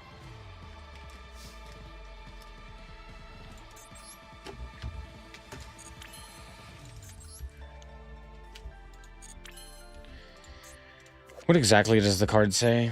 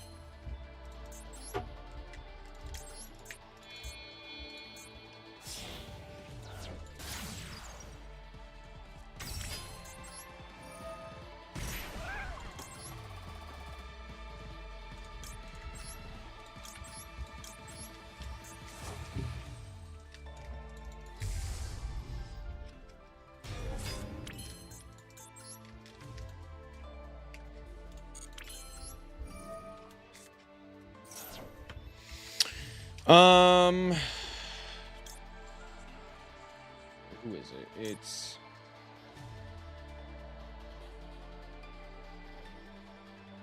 this guy. This guy.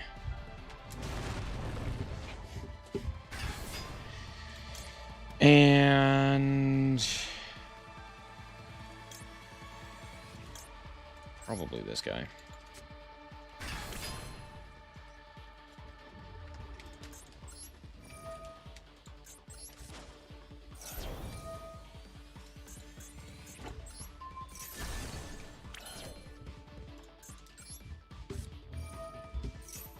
That was probably the best top tech we could have gotten, so I'll take it. Oh, they're just dead on field. That's cute.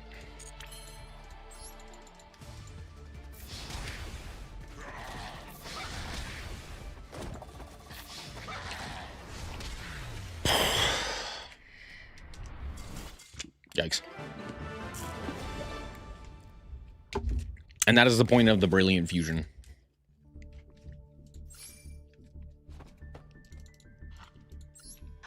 Dude, Doom Z is so bad. It's tragic how bad that deck is. The fact that we didn't get the rank 5 in addition to all of the other stuff that we got for Doom Z is baffling to me. Why would we not have also gotten actual good cards that had already come out in the TCG? Like, I understand not getting the Power Patron stuff, but like, we didn't get the other guy? I don't know. Okay. This hand's funny. It's not very good, but it's funny.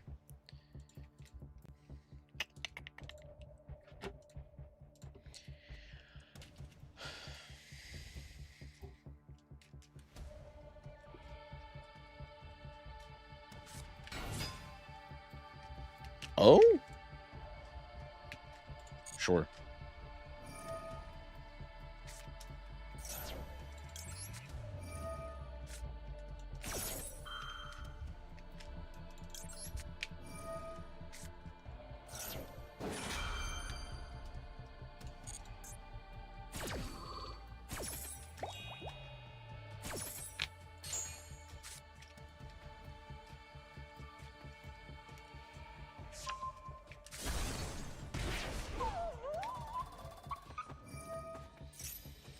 Yep.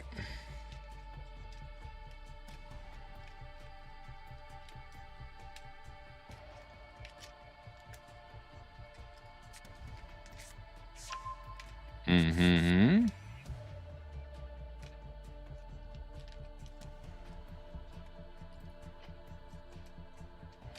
Do we have like polymerization in hand or something here? Cool. Do they have a way of stopping banishment? Well, that's interesting.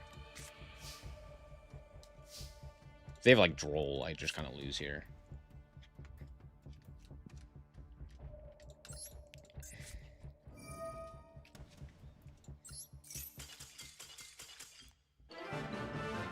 Cool! That's fun. Oh, wait, I'm lying.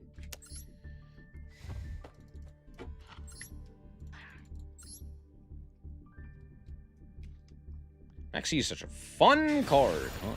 Just a really fun card.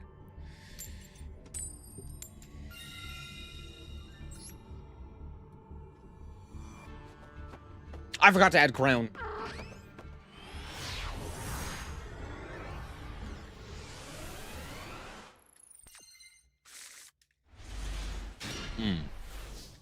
Interesting.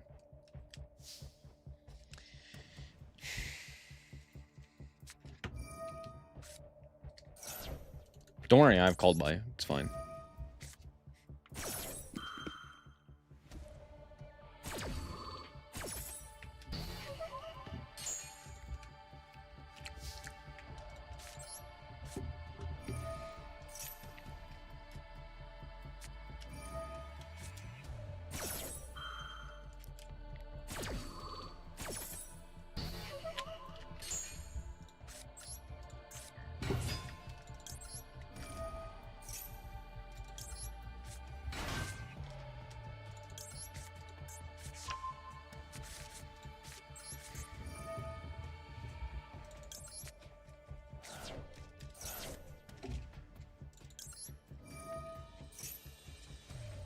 If they also had Droll there, I would die. I would have to lose my sanity. See, this is where I would add Crown, but I don't have it! It's fine, it's fine. It's not fine, but it's fine.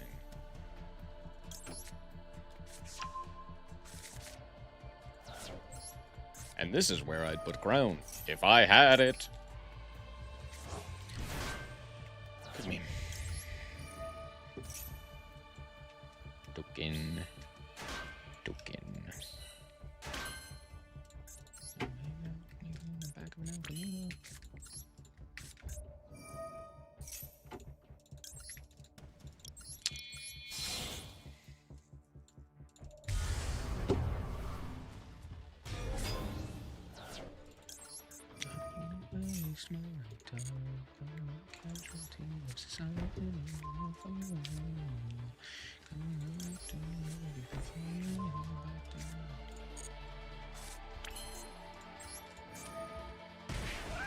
Let's contact you.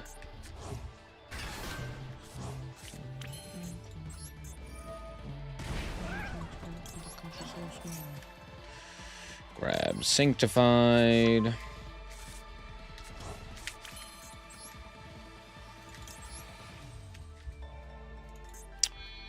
Go Condemned.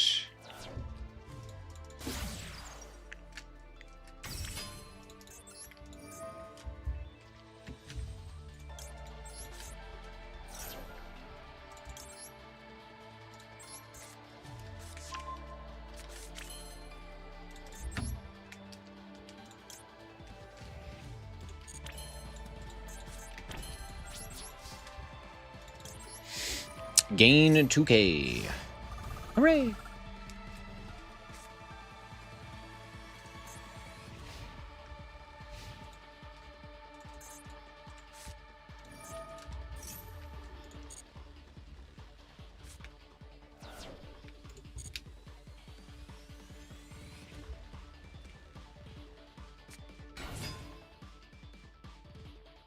Huh?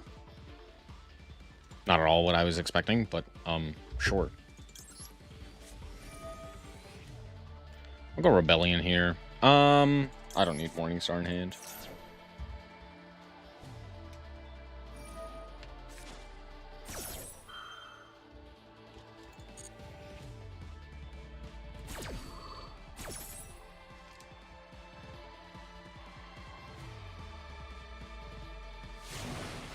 Shizuku. Okay.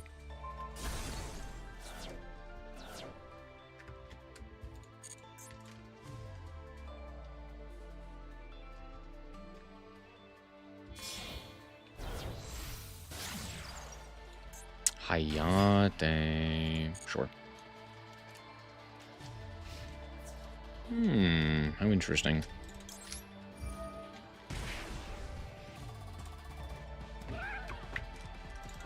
Yeah, we'll go Rebellion here. Crown. Wow. Okay.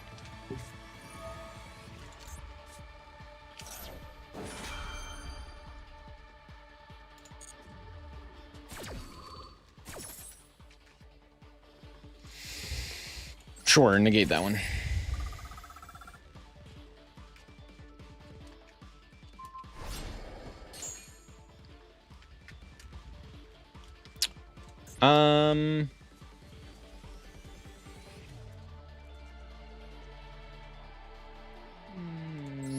Pop that one.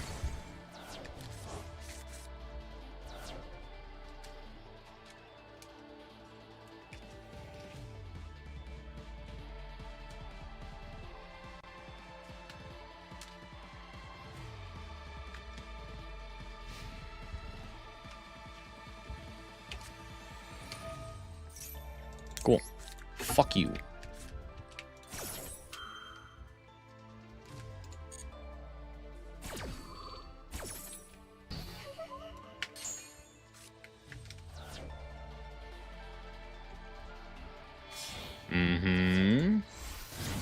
Kagari. Fair.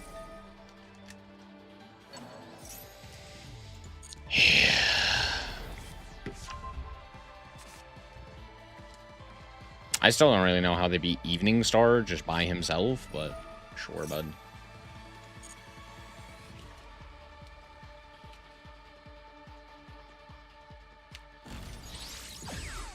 Linkage. Oh, right. Zero doesn't fucking target. Seems fair.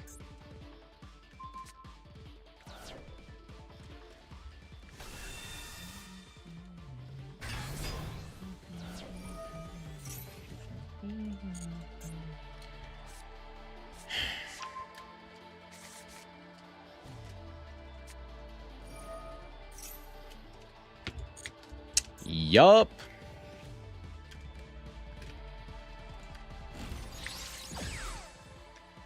Uh-huh. A useless card. Sure. Mm-hmm. Oh, fun. Isn't it just fun for my opponent?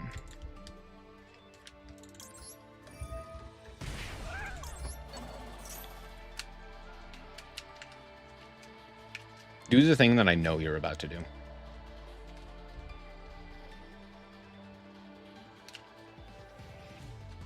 Nice.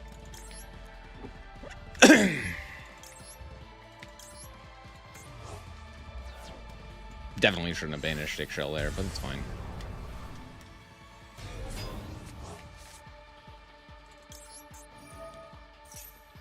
Working in my head. Good in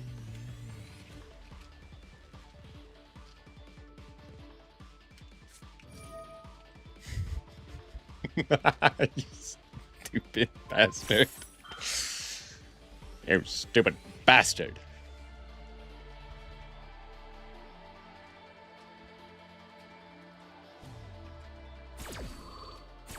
Mm-hmm. They drew a second linkage. Fun. Uh-huh. Sure.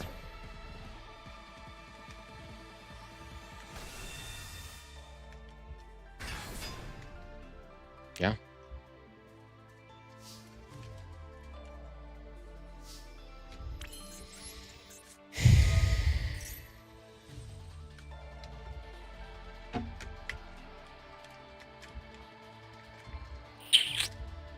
Let's go for this guy.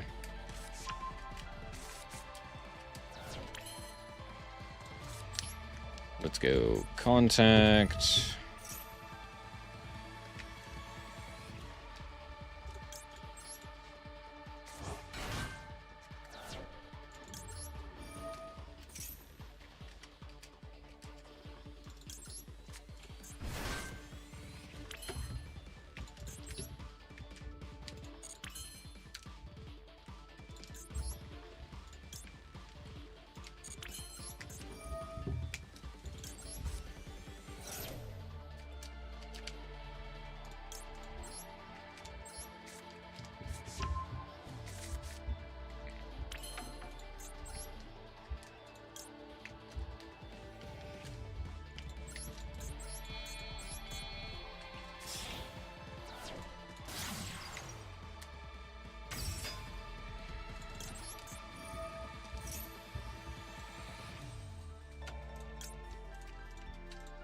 Grab Dance. Boogie Wonderland. Dance. Uh-huh.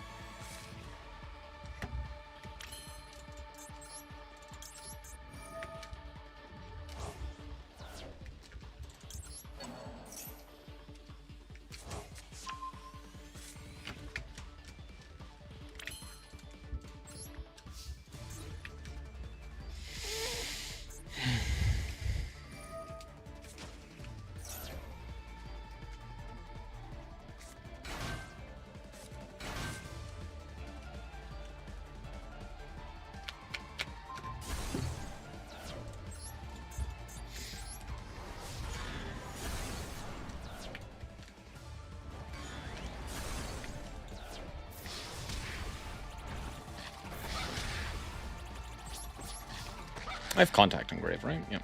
Sick.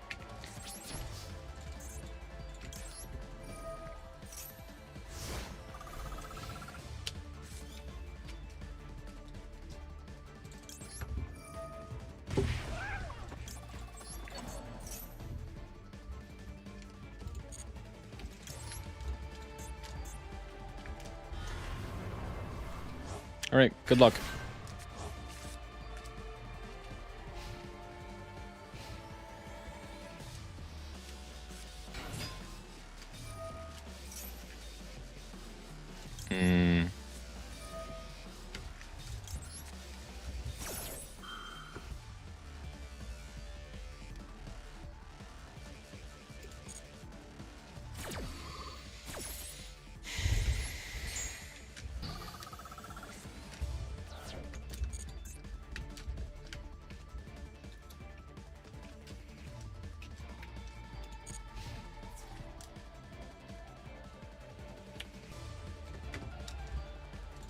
Oh no.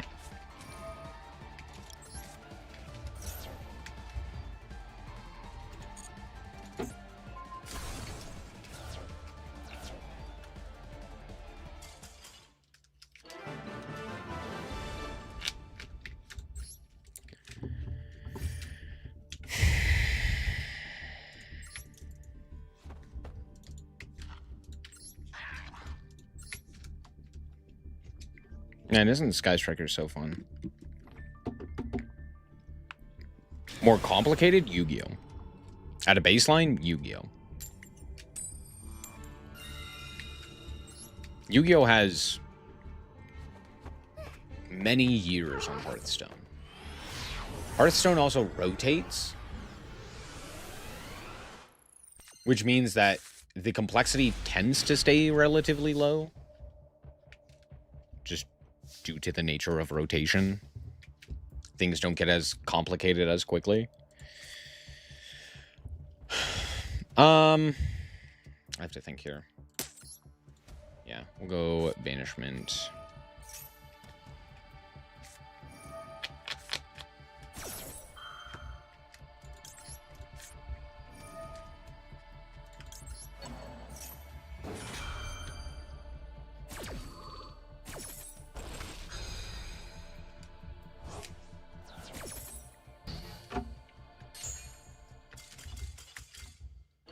Fun.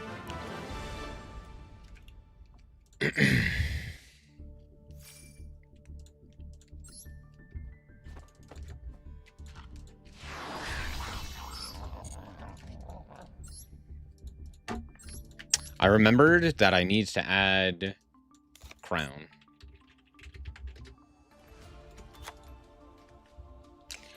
Now, I'm debating on whether or not I need... I don't know, because like this stuff... It's fine.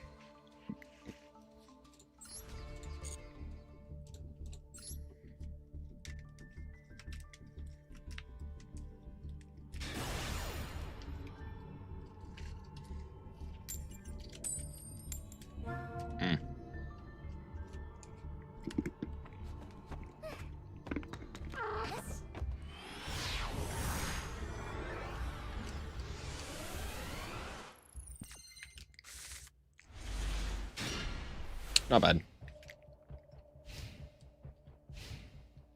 Well, except for the fact that I'm lying.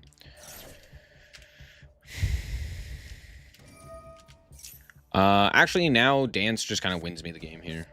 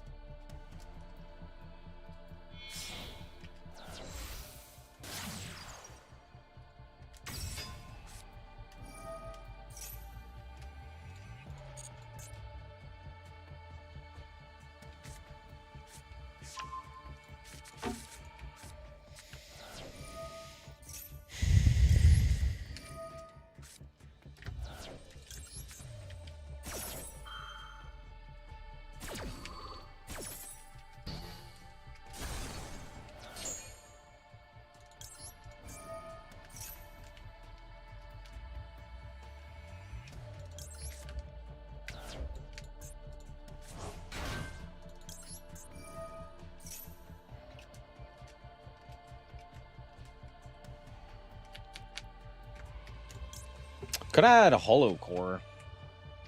That's not terrible.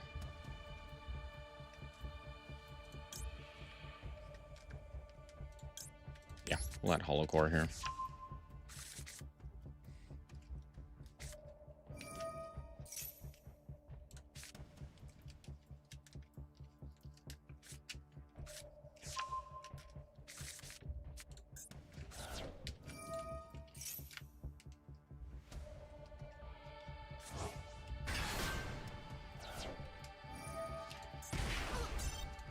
Is there any world in which I can now win this game? The answer is no. Had I added a fairy there instead?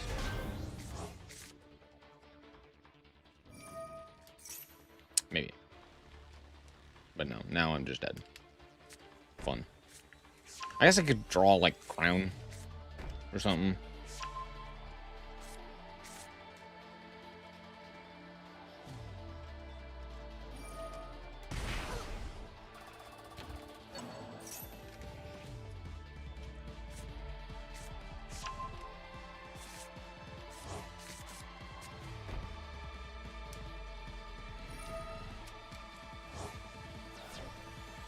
Huh? Oh, yeah, that makes sense. Yep.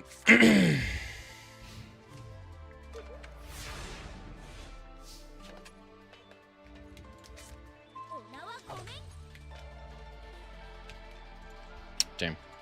Unlucky.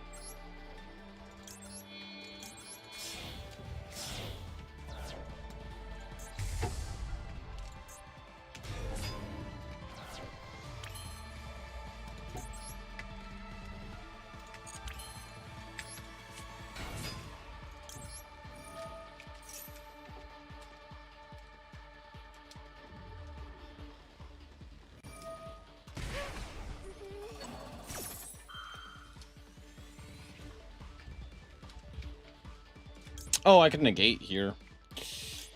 Face a card here. Let's destroy it.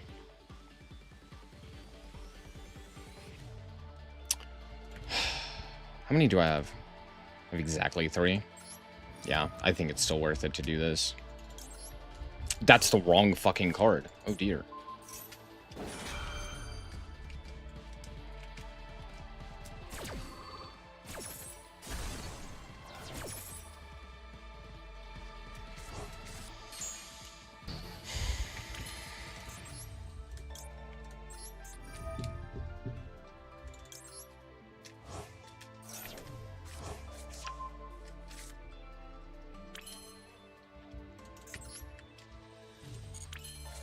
Cool.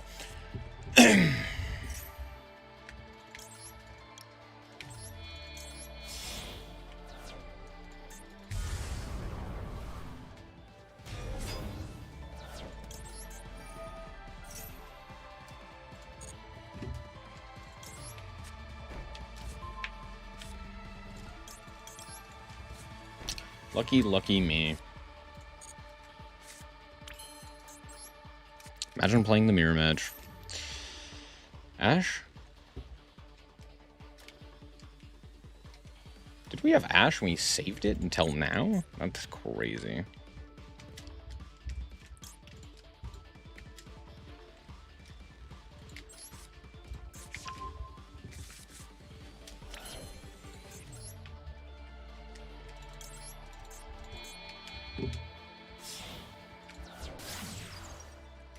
Condemned.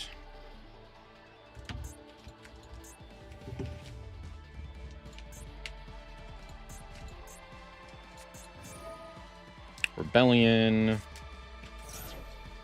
Sure. That's fine.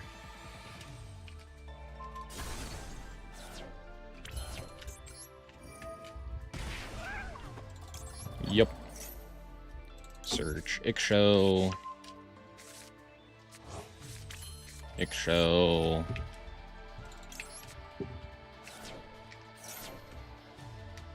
Comedy draws. Comedy. Grab contact. Contact. The Ixchel. Ixchel. I could go Ixchel Contact, or I could go Ixchel Rebellion. Contact doesn't do anything here, so I guess Rebellion's the best play here. We'll go Dehuti. And back Golgullet. Combat. 4K to the dome.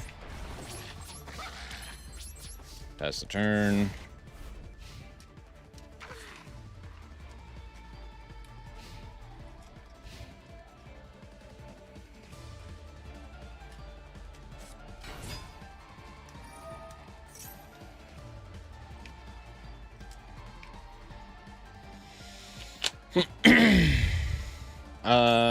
Sure. Let's go Ixchel here.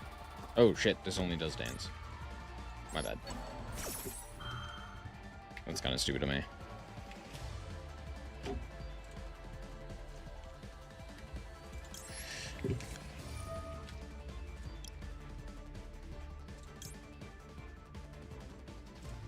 Yeah, we'll do this.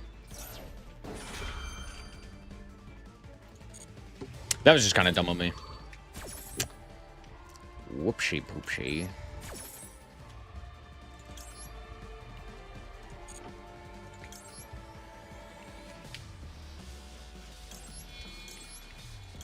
We'll just do this.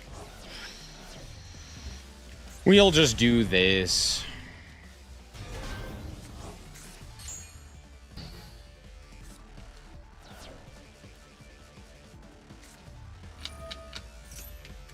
Nope.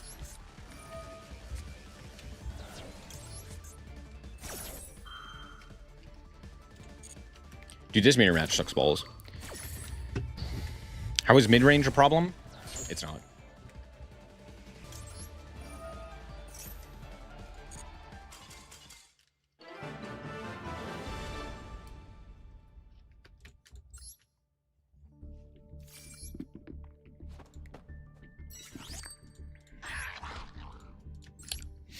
Truly a terrible mirror match.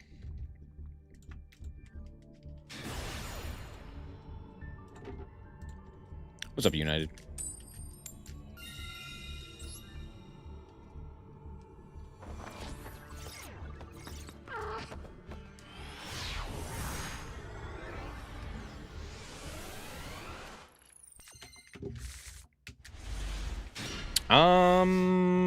Not a bad hand. Not phenomenal, but not terrible. Oh, never mind. Phenomenal hand.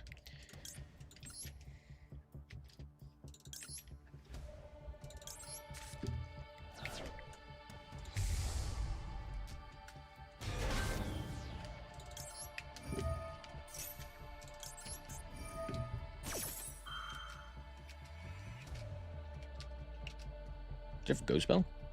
Oh, Imperm. Or something of that nature. Is it Izana? Izana would go crazy, dude. I couldn't express to you how much I would love to see an Izana here. Card I truly haven't seen in a while.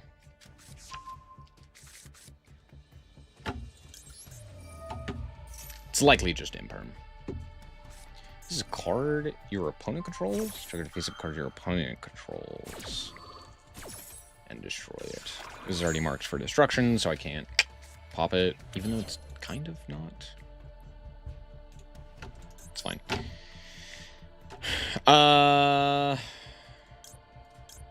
Could go.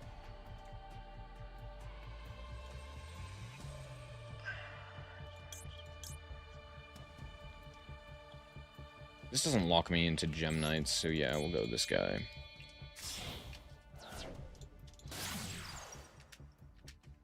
Phantom. Add a Gem Knight. Add the boy. Hollow Core. Hollow Core. Hollow Core. Send the fusion. Yeet. Fusion. Banish that one, I guess. Okay. We'll go Phantom Quartz for this guy. Put back these two into Seraphinite. Extra normal. We'll go Dispersion. Add a guy. Add this one. Normal.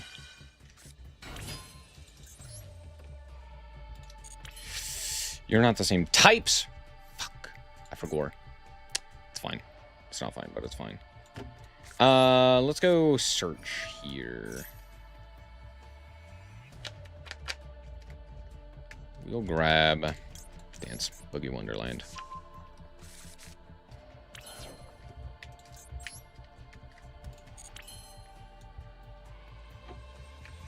Yeah, we'll normal summon this guy.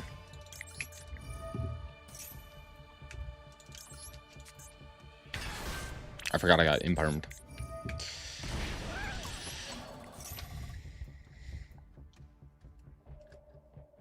Why did I do this? Because I'm stupid. True. Hadn't thought about that. We'll search Rebellion here, then.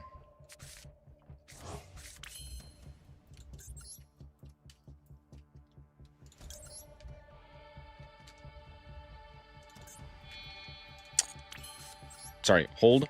Gem Knight Fusion. Use you and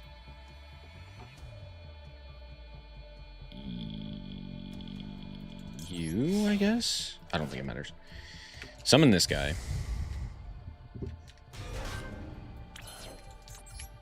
Okay, now I can make this guy.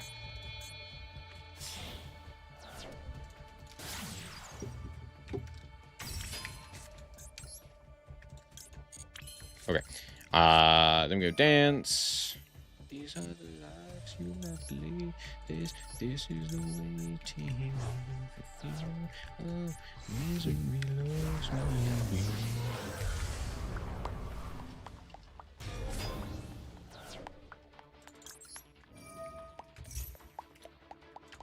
You always fold just before you find out. Drink up, it's the last call, last resort.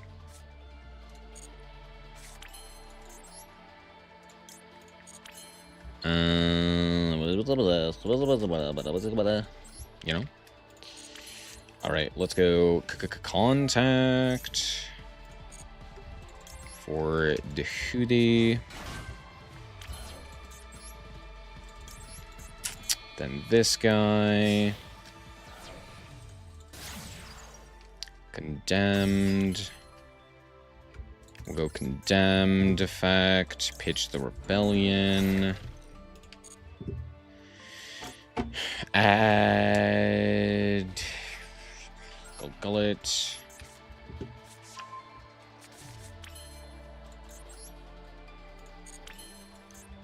And then we'll go Evening Star here. We'll contact the Dehute.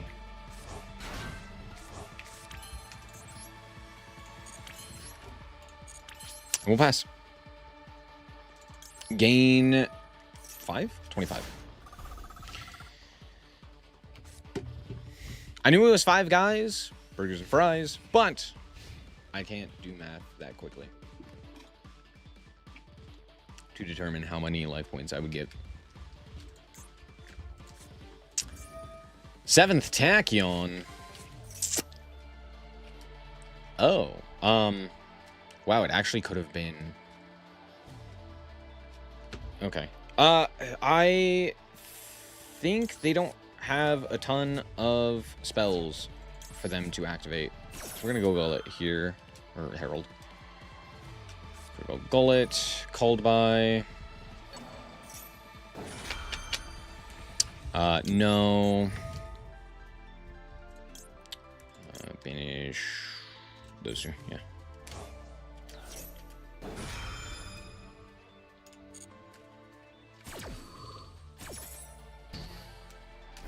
God, I hate graveyard negates. They're so bad. They're so poorly conceived. That Morningstar. Makes no sense here.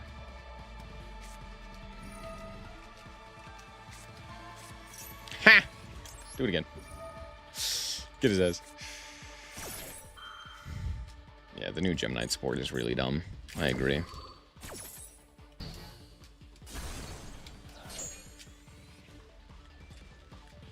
Do it again. Ah, cringe. All right, cool.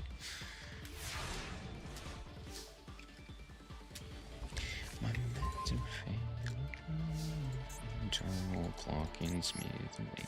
Can't fix this. I'm hopeless.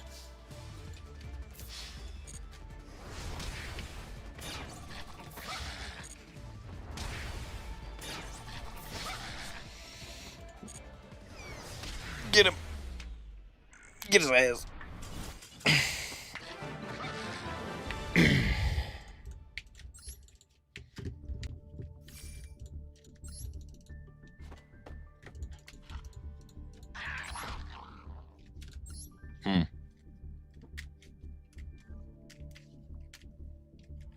Huh.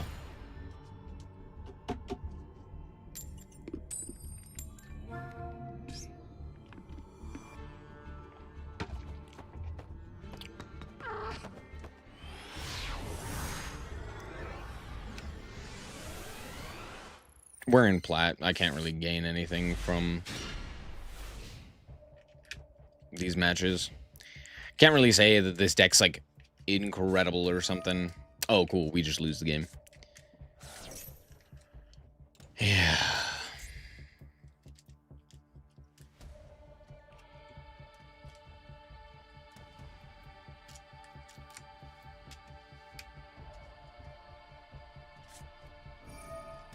Oh, fun.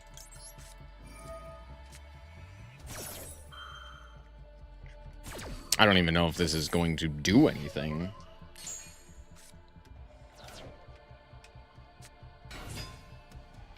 Yeah, kind of figured. Kind of figured.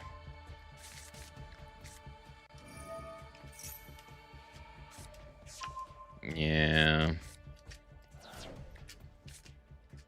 Should have saved it for the quick play.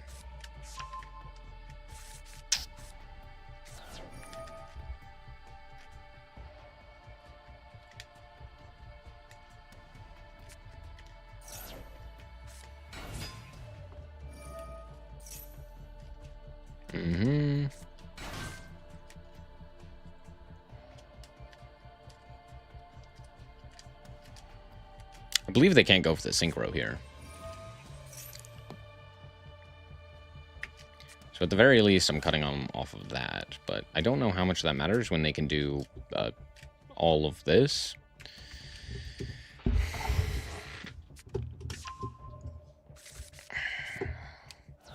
What did we just add back? Oh. Okay. Set the dogma. Although, wouldn't setting retribution be better? Hard to say. Hard to say, hard to lead.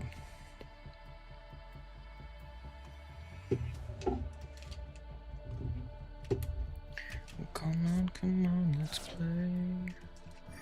Why did we do this? What the fuck? We only have Albaz. And I know for a fact you do not have any more Albaz, meaning this is literally a dead card. Bro is dumb. This is why I didn't immediately scoop, because I was like, I guarantee my opponent's going to be stupid and fuck it up. Like, that's just a guarantee. Okay. Yeah, we'll go banishment here.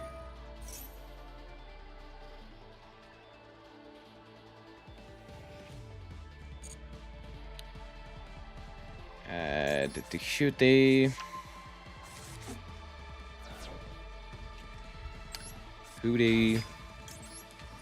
Hootie.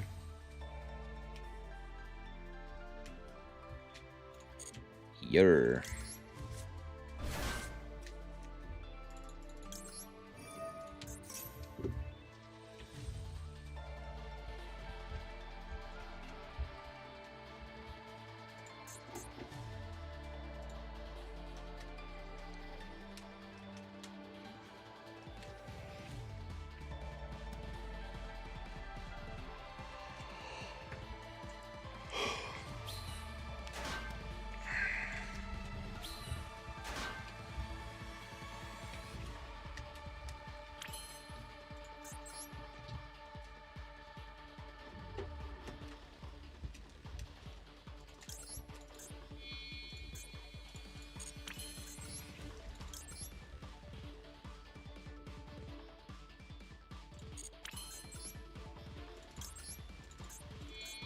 I'm stupid. I forgot to summon this guy because he's a fiend.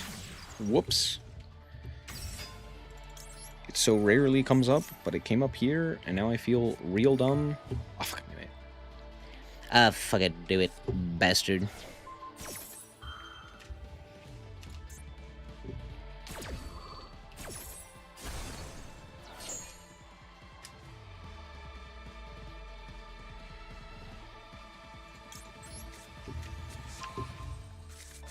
Stupid bitch. Brillante.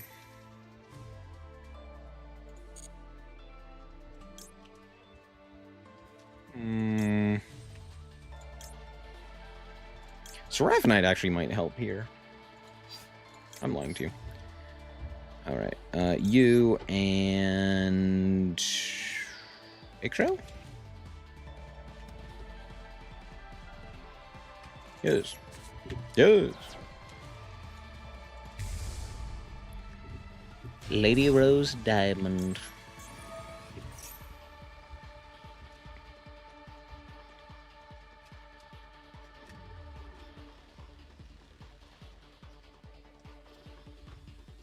Pitch Hollow Core. Notably, this is 50 more attacks, so I could walk over like 90% of the field here. Ain't that crazy? That's not how math works. Don't think about it.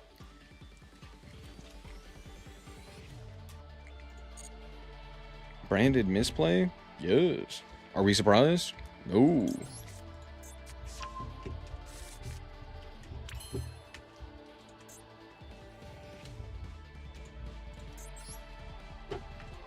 Alright, let's go.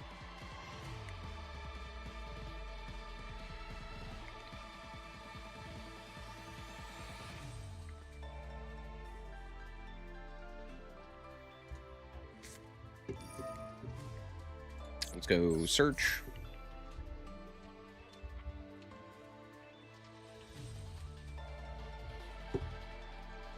Combo decks, am I right?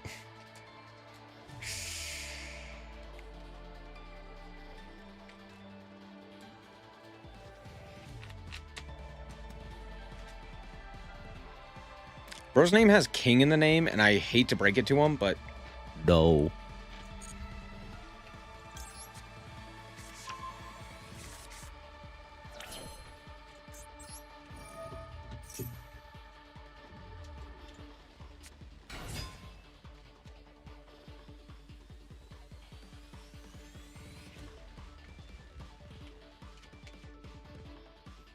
you have like Nibiru?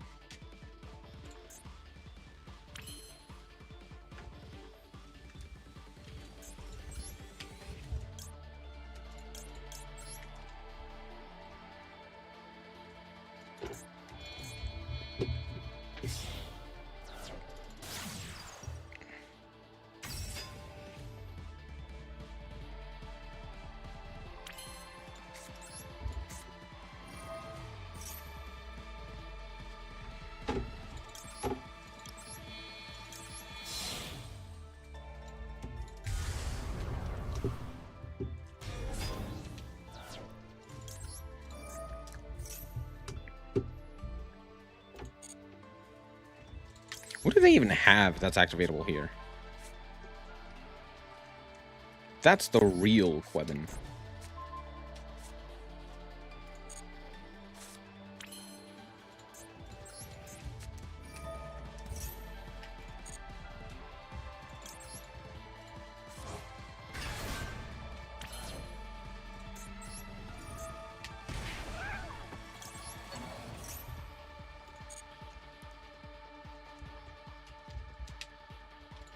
We'll add Rebellion here.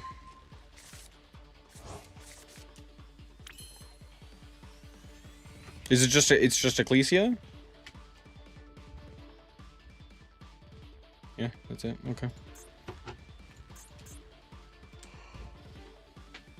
Imagine if they didn't clog their zones like a dip. They could have had many points of interaction here, but nope. Cool. Pitch Rebellion. Add Morningstar.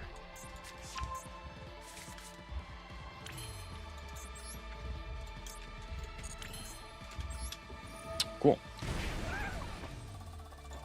Let's dance Boogie Wonderland. El primero. You.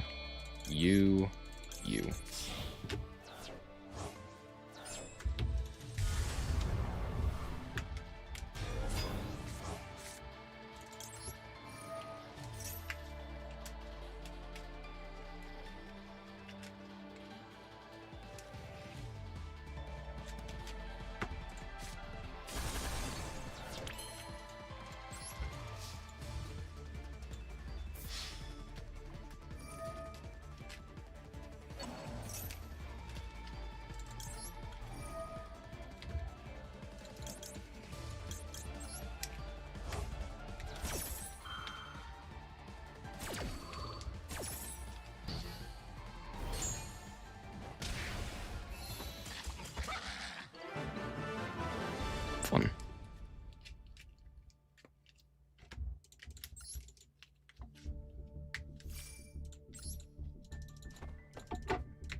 Isn't it just so much fun playing against Brandage, Smile?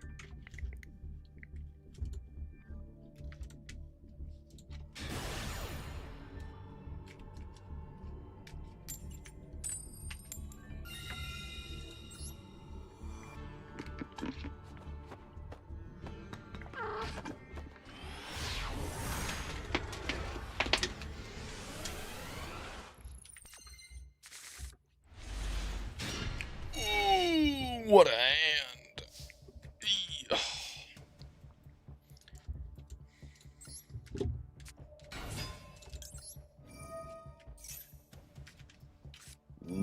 Boo. Boo. Okay.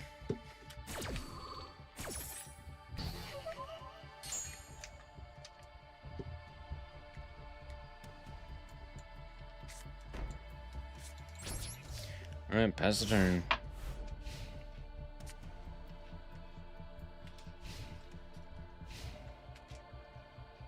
Ready, Herpes Feather Duster, go. Yeah.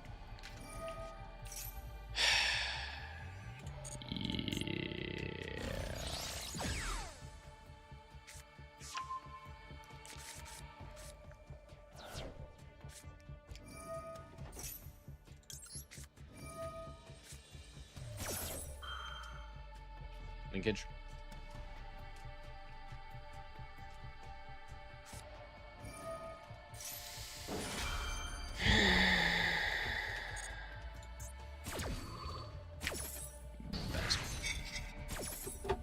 Well,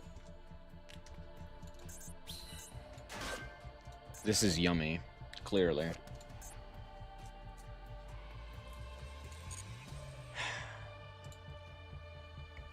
Sure.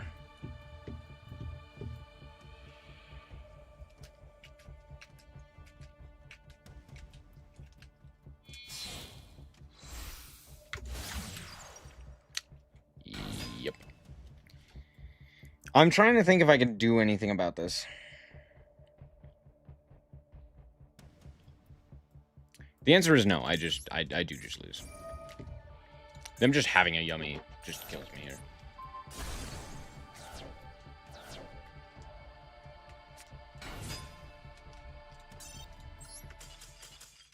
Fun game.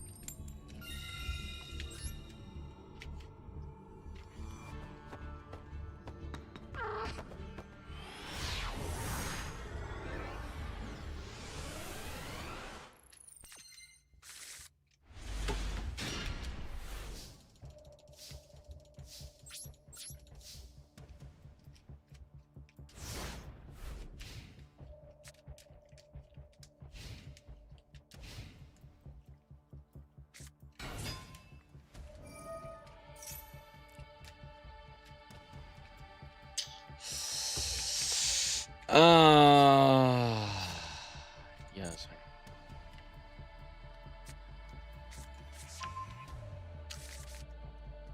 Okay.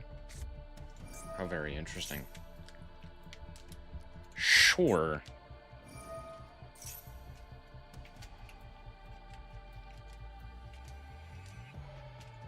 That's fine.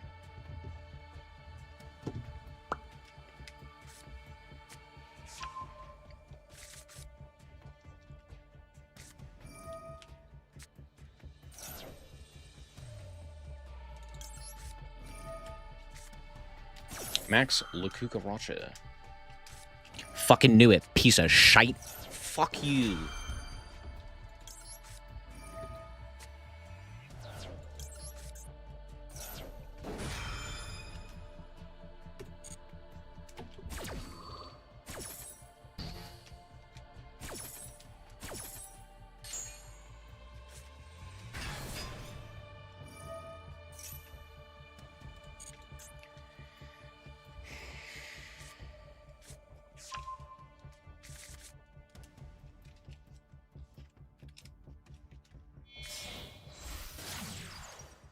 Ligamesh. Okay, we drew a starter.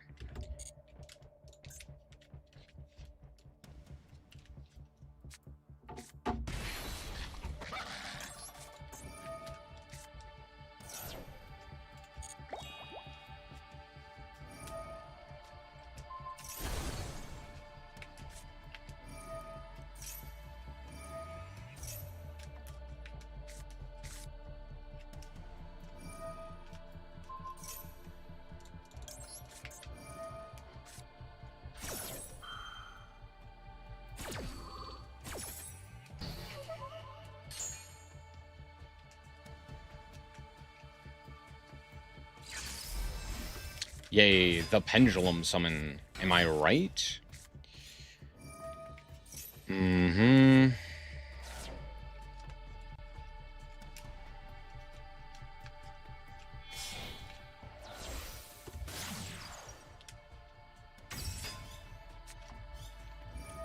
Mm-hmm.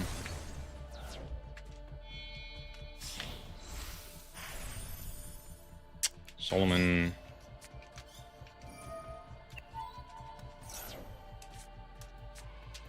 Mm-hmm.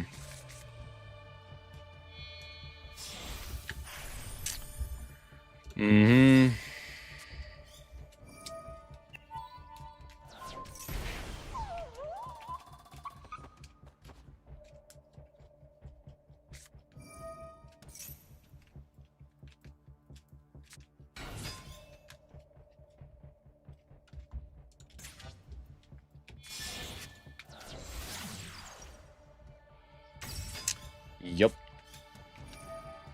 Mm-hmm.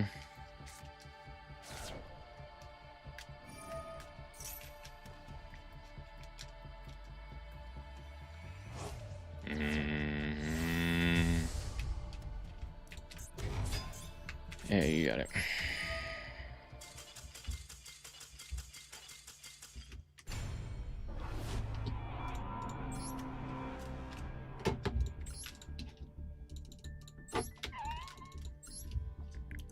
I hate DDD. Truly an awful deck to play against. And quite frankly, it's not even a fun deck to play. Have you played that shit? That shit's awful. It's so lame. It's one of the many, many, many, many decks that make Pendulum an absolute horrible mechanic that genuinely seemed like they didn't even think about for a second. Thanks, Konami. Real cool, Konami.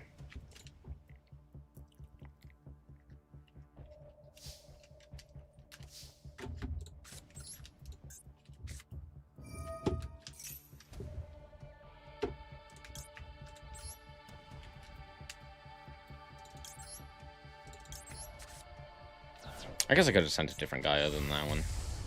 Because I have the Gulgullet in hand. But then I wouldn't be able to chain block? No, I still would.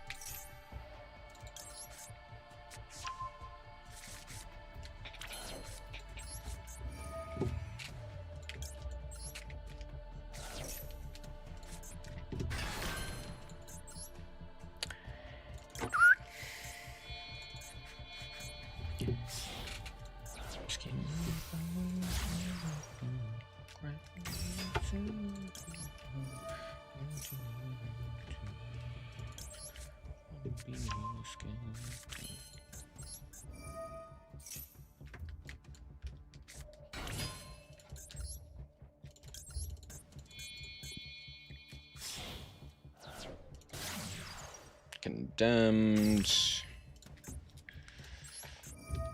Fusion.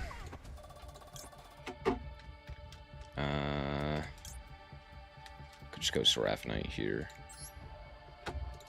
Let's do that.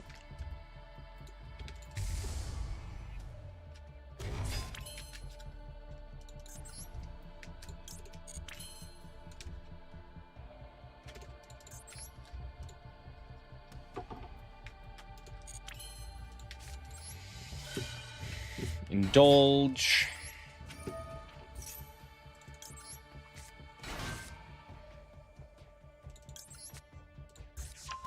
Add Morningstar.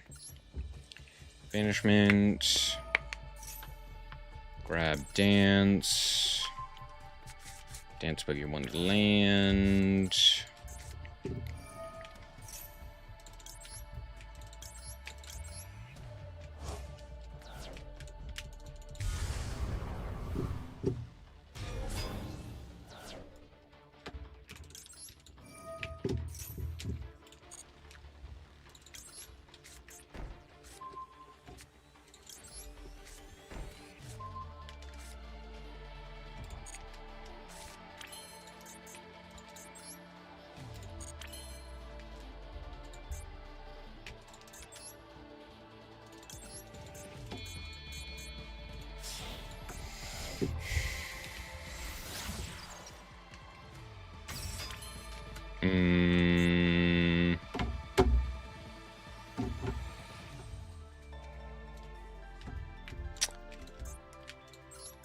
Yeah, I did this wrong.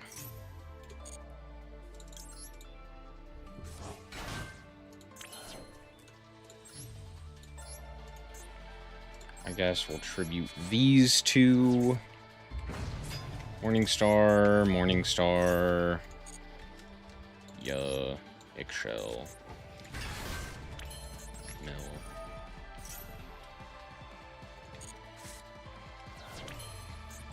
Not exactly what I wanted, but it's not the worst. We'll still search here. Grab Dehuti. I have a... Oh, I don't have a Dehuti engrave. Shucks, bedard. Okay. I'll just pass there. It's fine.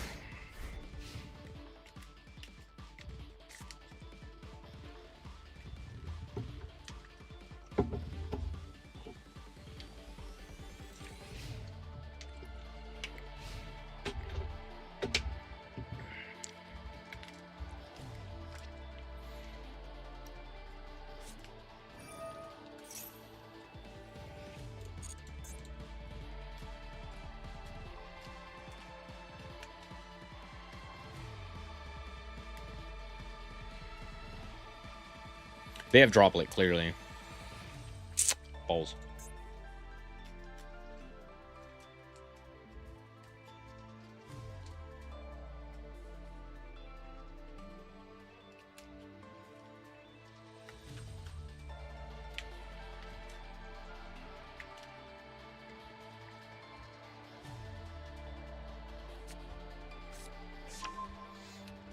Miracle Ejector.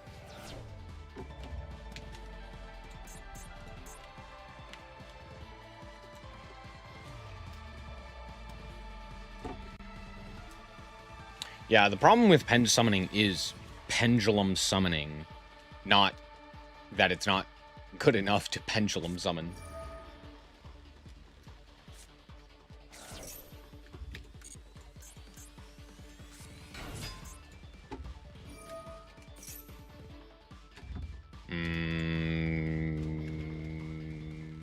I'm debating on whether or not I care.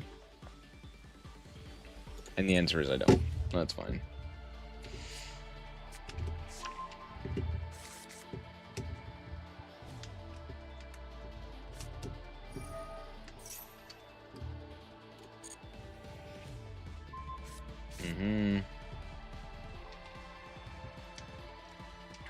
Stratos.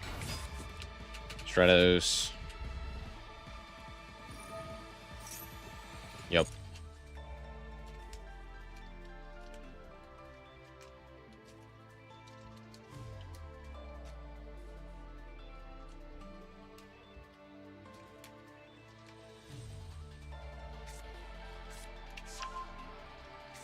Vion. Normal Vion.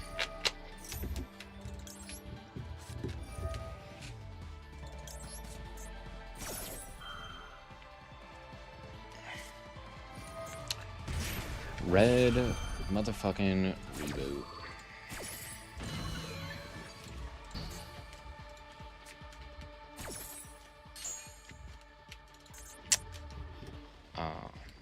But of course.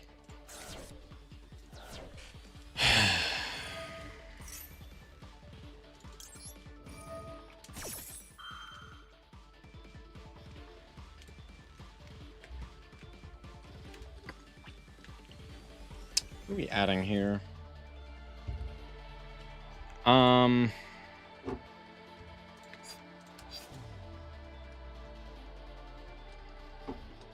Yeah, that's fine.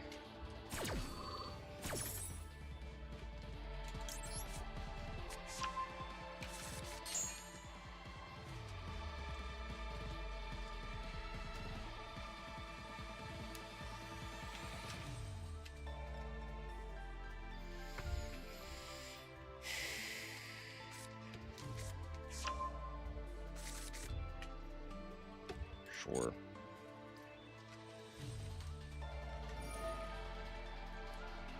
Banish, add polymerization.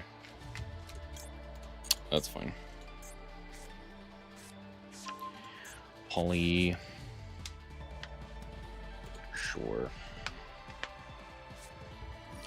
Poly.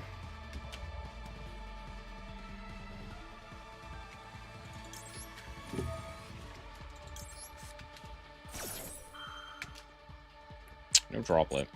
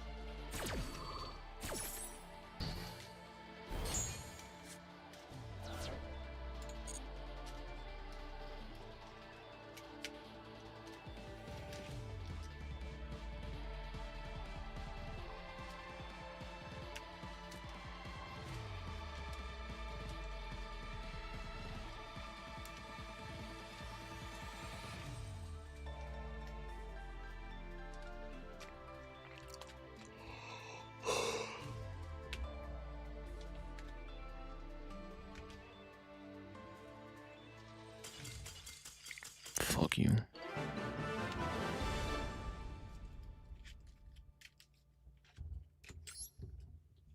They searched one. They just happened to draw the other one.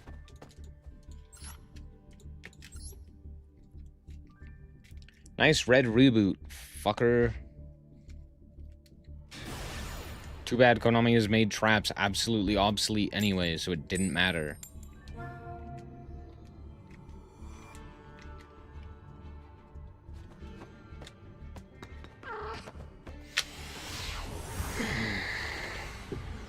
What a nightmare game. What a nightmare game to play Yu-Gi-Oh! Is. And he disconnected.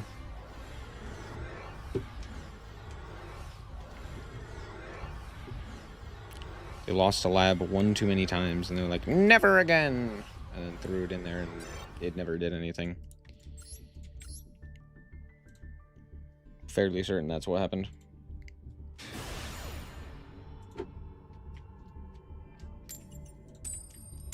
Of course. Watch this be cool tune that draws a rotary. It's gonna happen. Watch. 0 head traps. Fucking nailed it, dude. I hate when I'm right.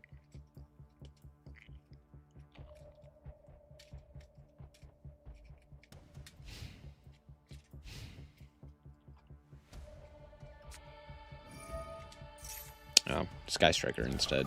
Fun. Well, at least I have the called by for the 0.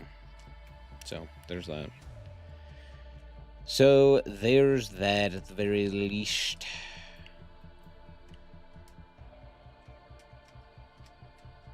We'll see if it matters.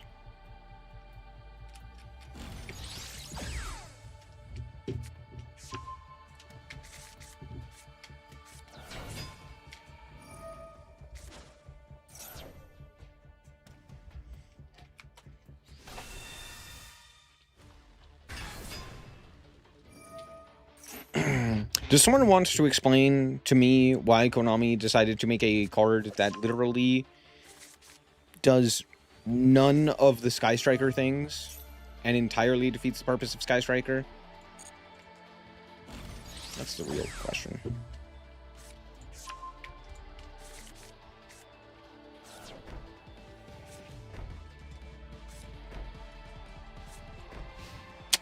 That one card in hand really makes me sad.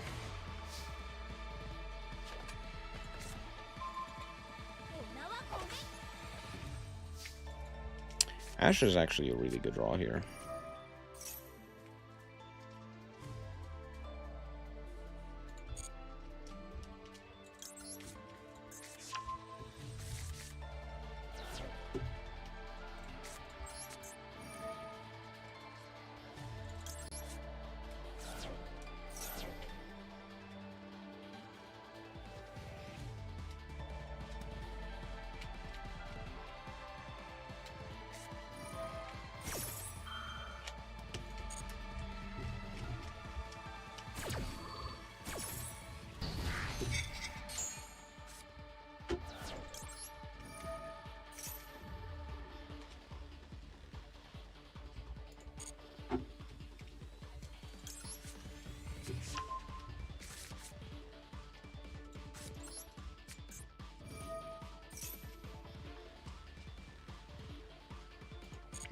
Interesting.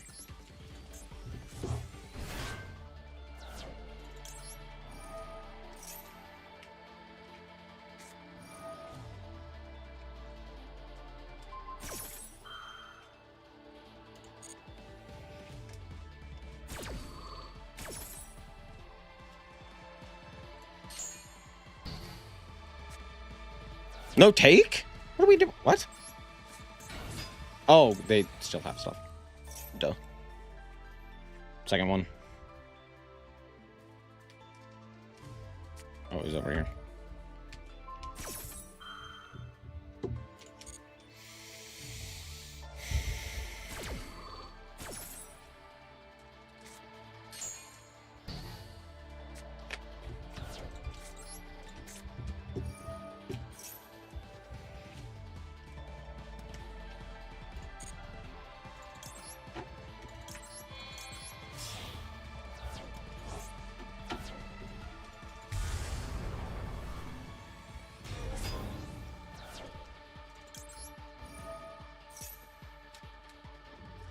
Because that deck does not need to resolve a single monster effect. The only thing that matters are its spells. And traps.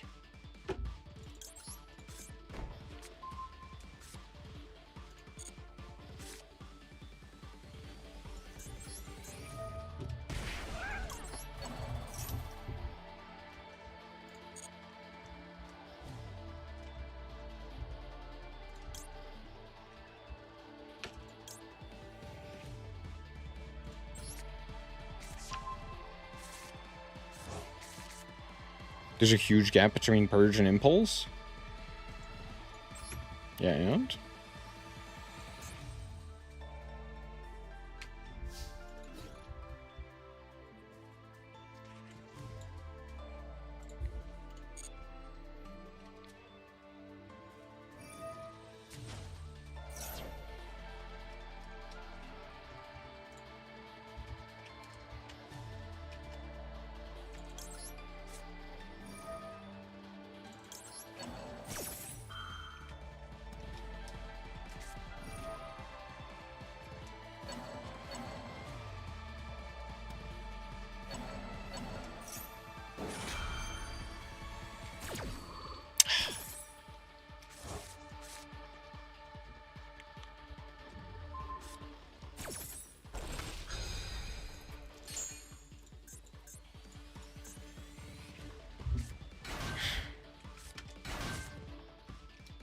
That's fucking bullshit.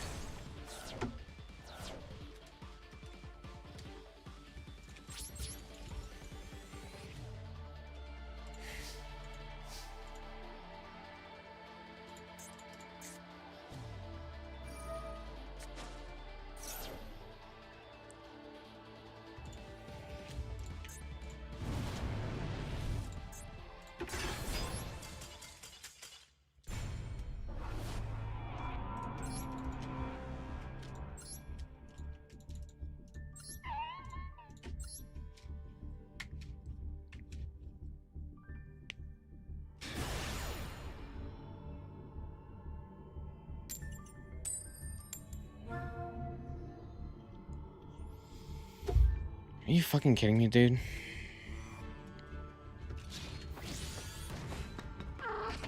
Sky Striker needs to burn. They've ruined the deck. For what? Nothing? Oh, now it won a YCS. As if it hasn't done that before. So again, for nothing.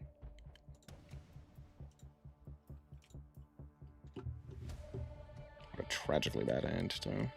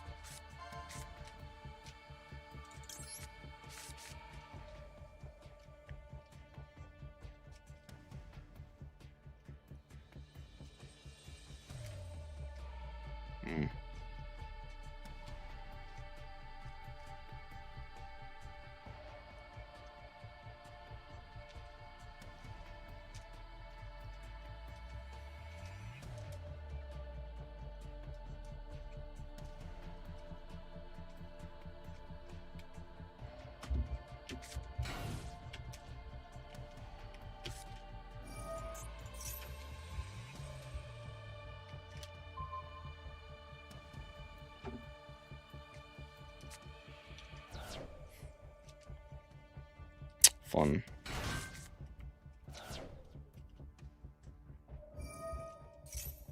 Mm.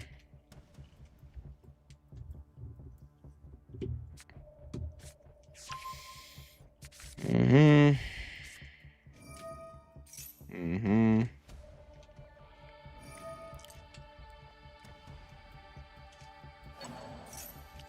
Sure.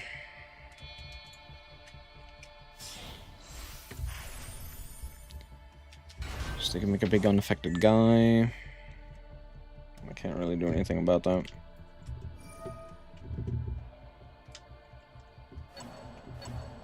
Or wait, no, they can't. Unless they have another quick play in hand. Oh, or they could just draw the trap. That also works.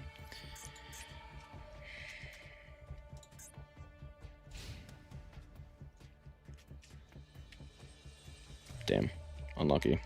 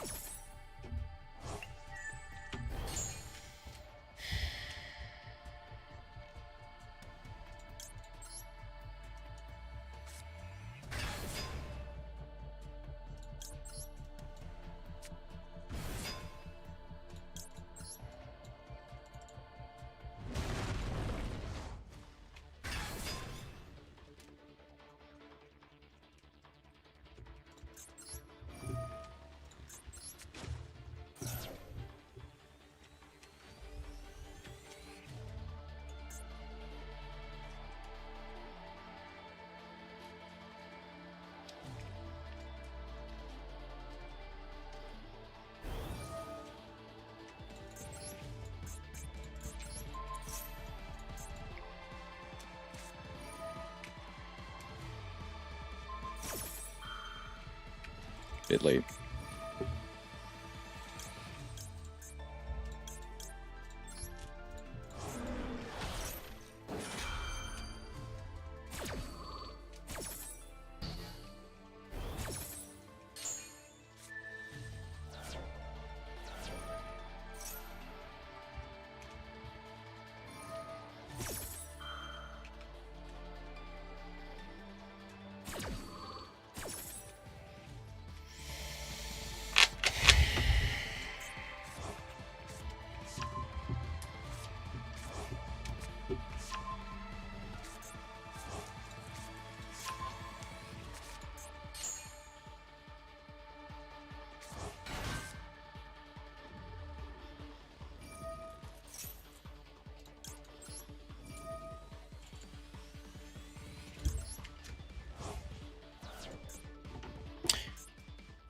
can't target this? Oh, that's some bullshit. Face up. Oh.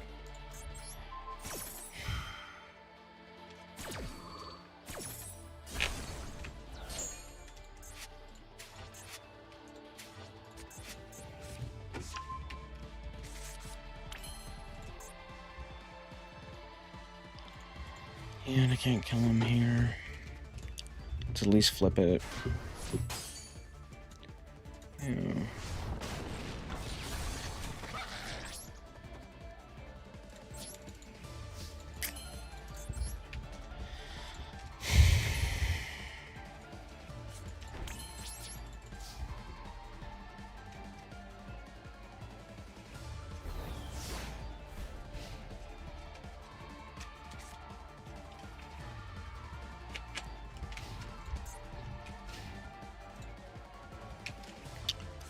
Maxie is such a fun, fucking bullshit ass. Fuck you.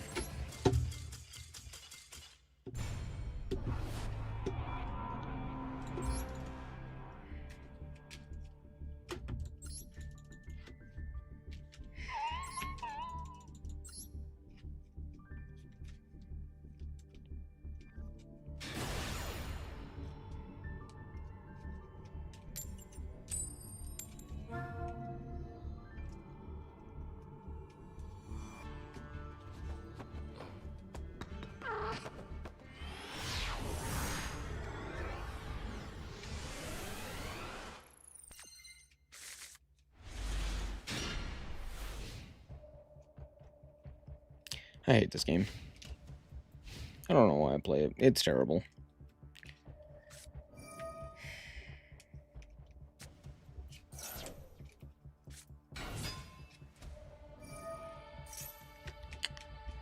No.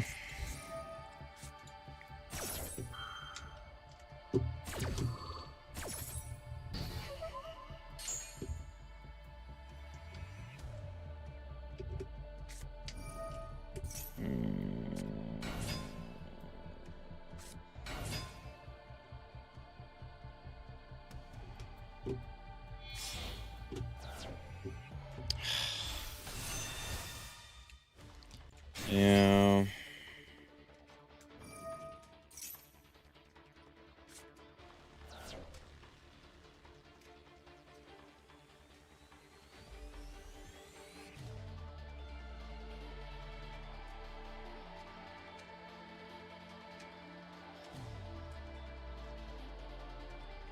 This game's so bad.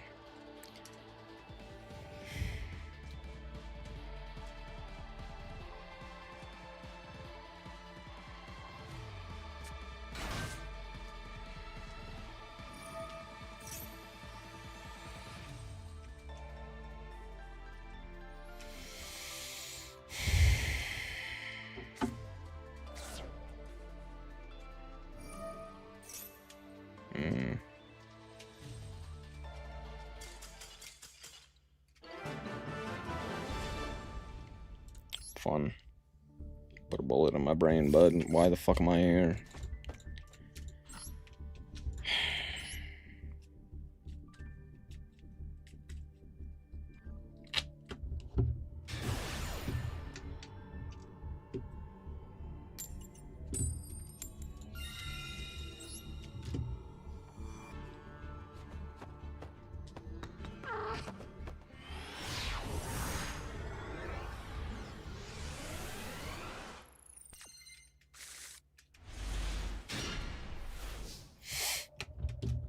How many times have I drawn Gemini Fusion? Feels like it's every game. I know that's not the case, but it sure does feel that way.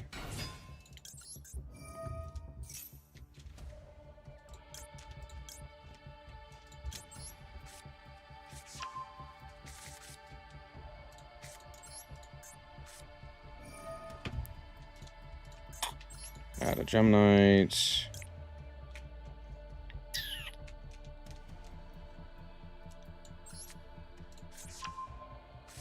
Add this guy. Extra normal.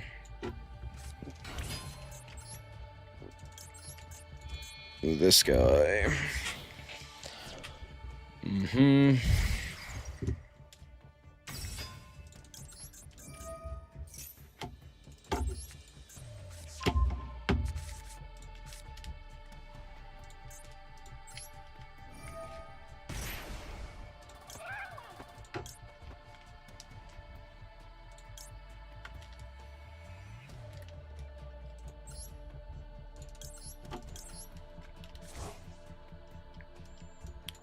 Let's do Seraphinite.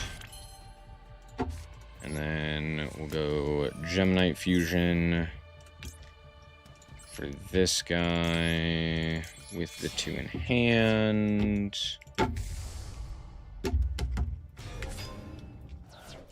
Lady Rose. I think I put you in the wrong spot.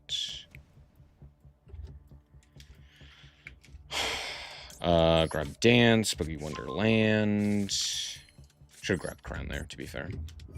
No, I shouldn't have. I'm lying.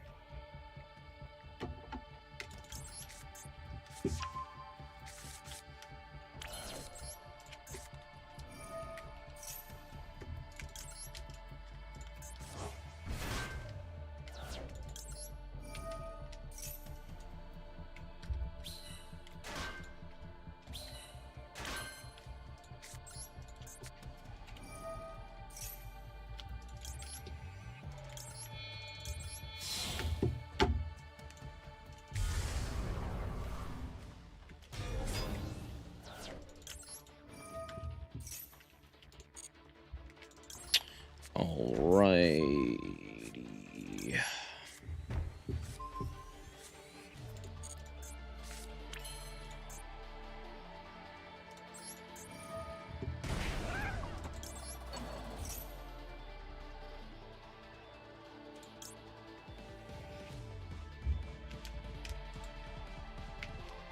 Do I want to add the hoodie?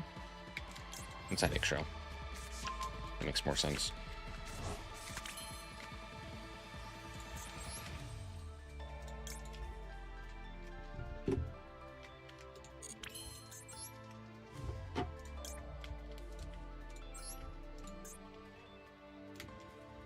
Can't do those two. We'll just Ixchel here. Pitch, Morningstar. Ephraim, why are you light?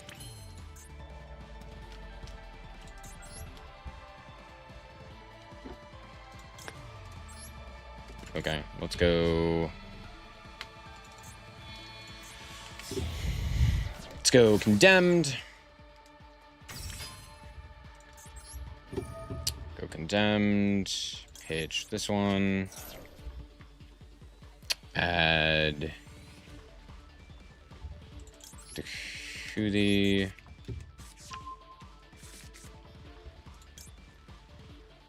Don't do that.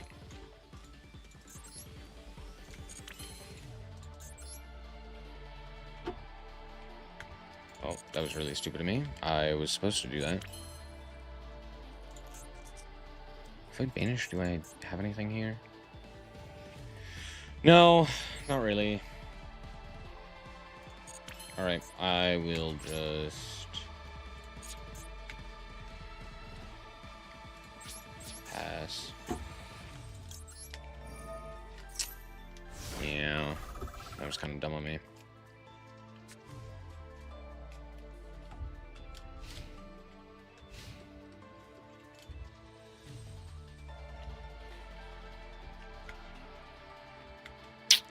Damn.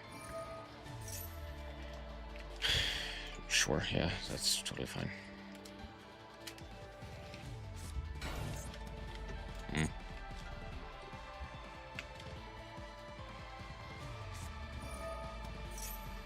This is the guy that protects from destruction. Yeah, that's fine.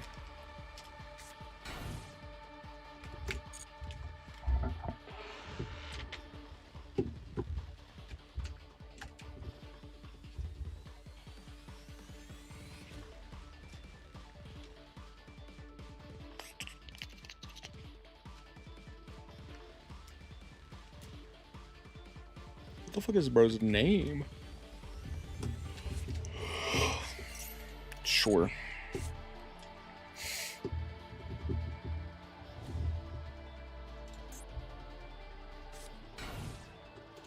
Yep.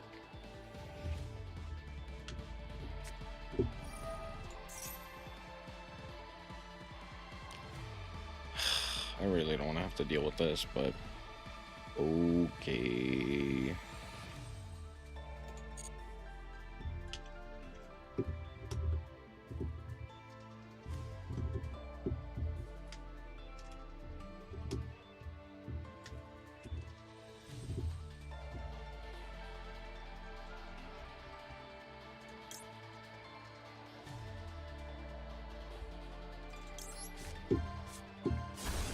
Uh-huh.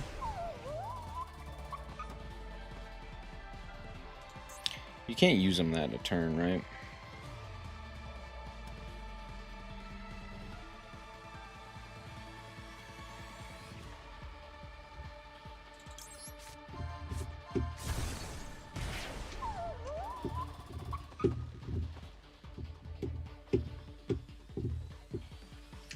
I hate how much I've seen this card. Because every time I've seen it, it's been horrendous.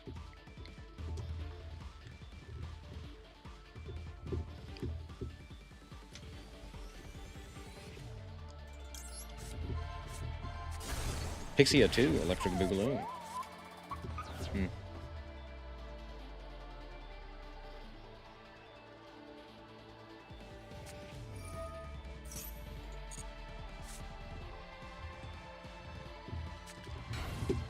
Oh, for sure, man.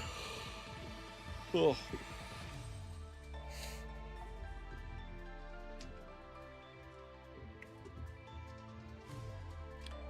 We still have Mar. We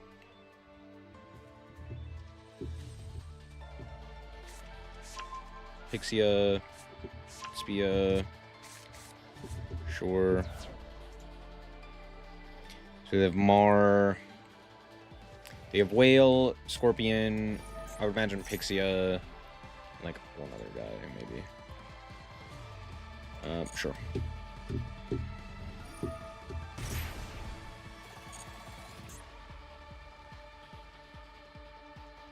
I've seen this, where is it? I've seen this card a lot.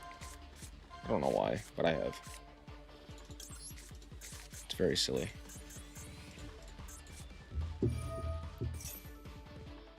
Oh, that's fine. Yeah, that's fine.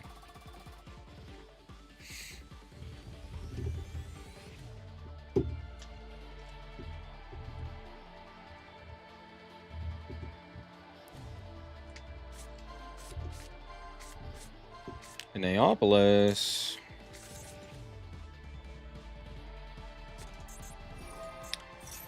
For sure.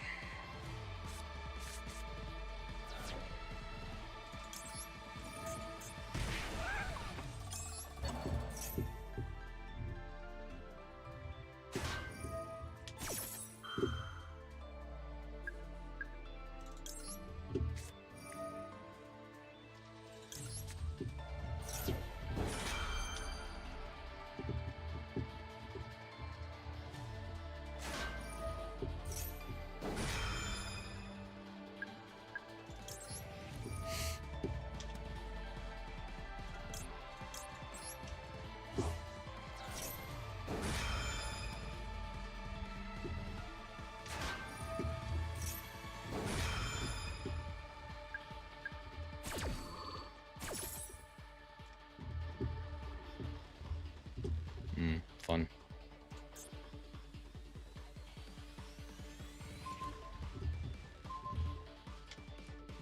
They're stupid! Let's fucking go!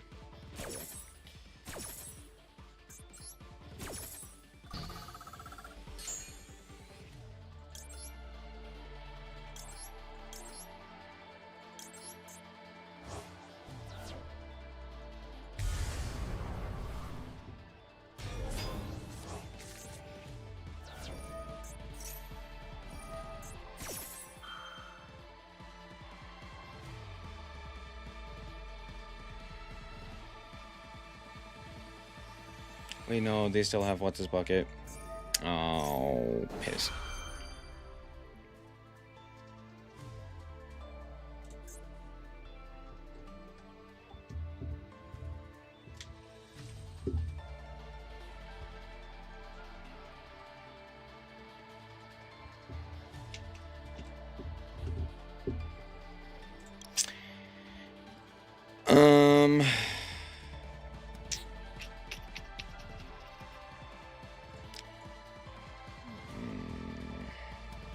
Yeah, because I know they have the what's his bucket.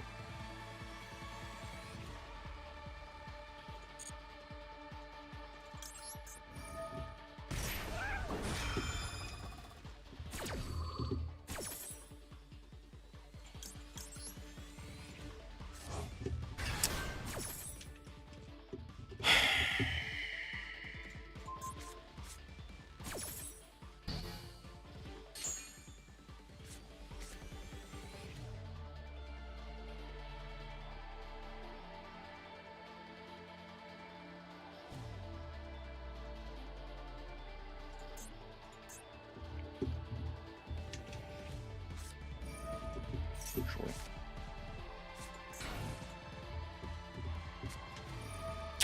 Yep.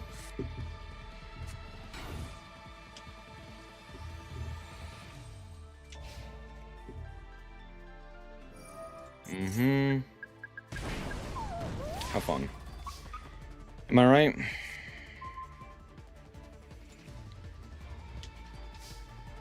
It's only activations, right? Yeah. Alright.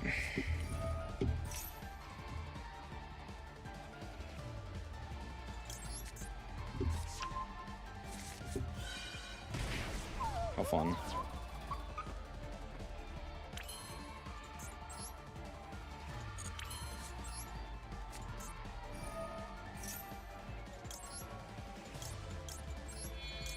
Now I just lose, huh? Man, what a fucking dog shit ass deck. Fucking bullshit, dude. So fun, dude. Man, isn't it so cool watching your opponent be able to just burn you for 10 million?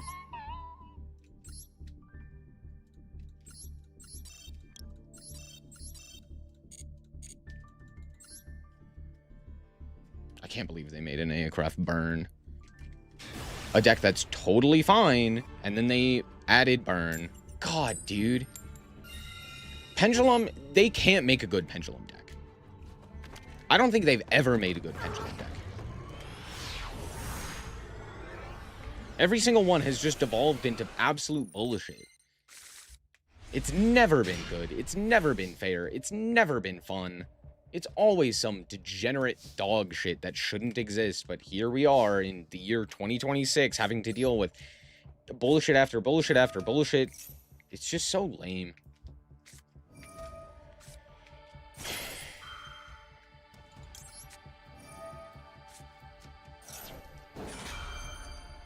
Maxi.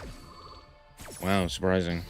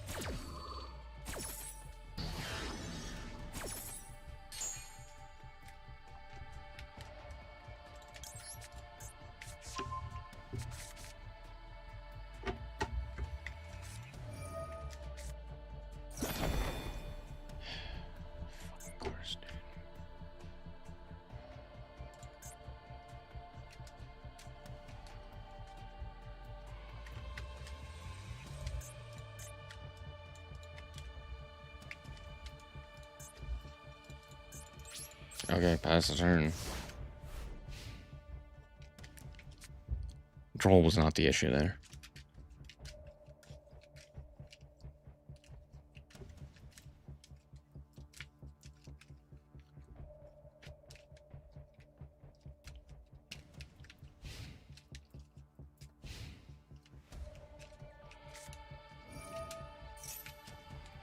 That's the issue.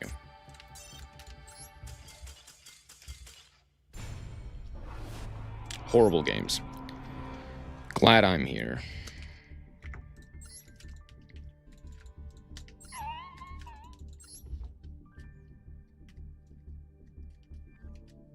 And now I'm going to D-rank because Konami has deemed it impossible for me to actually play the game. I went 7 in a row to get to right before rank up. And then I played against Skystriker. Thanks, Konami. Real cool, Konami. Very fun, Konami.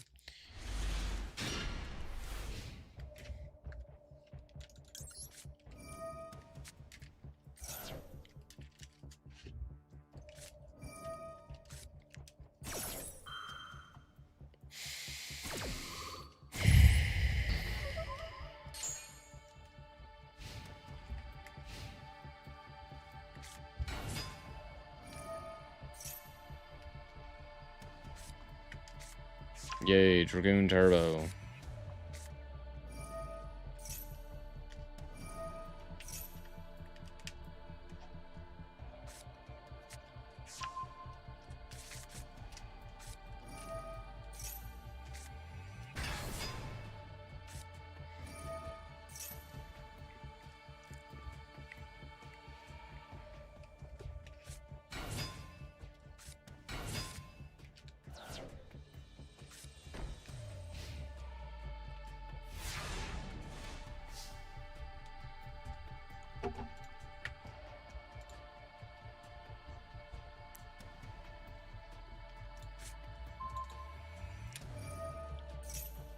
Uh-huh.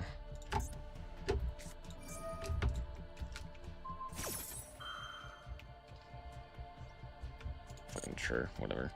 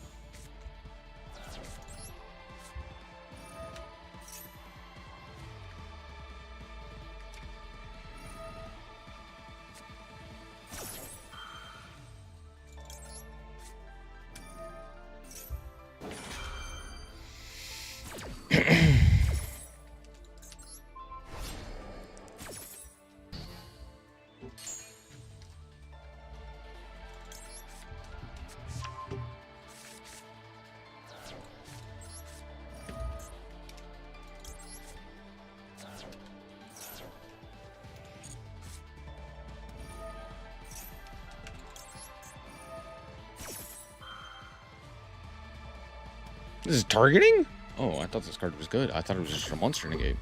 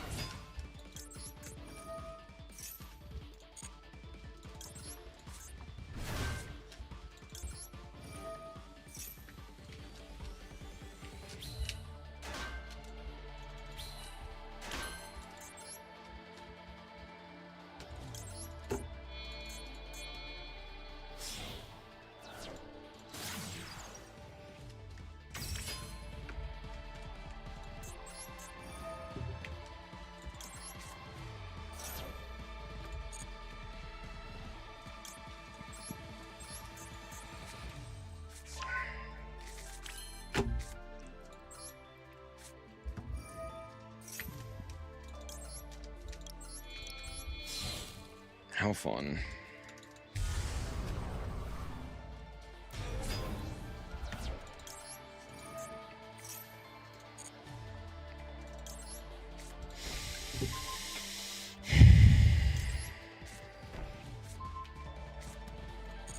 Man, it's crazy how miserable this game is.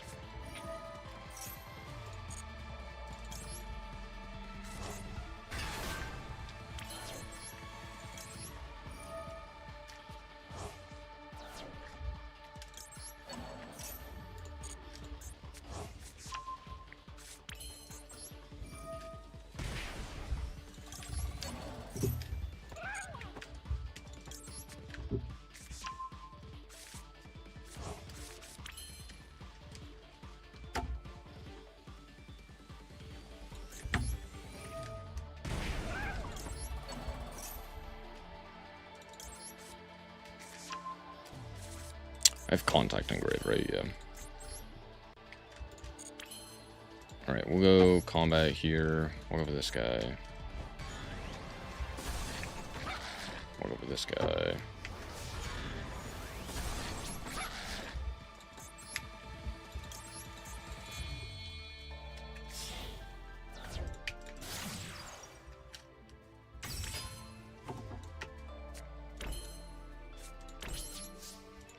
Go for it, bud.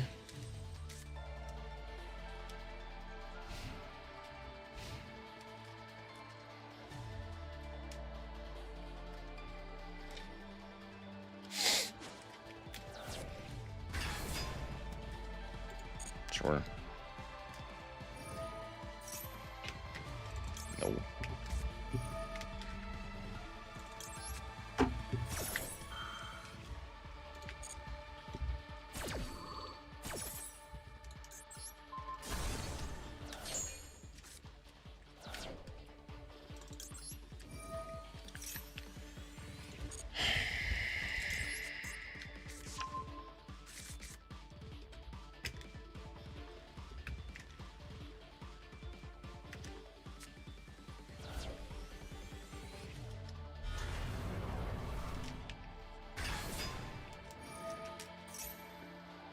No.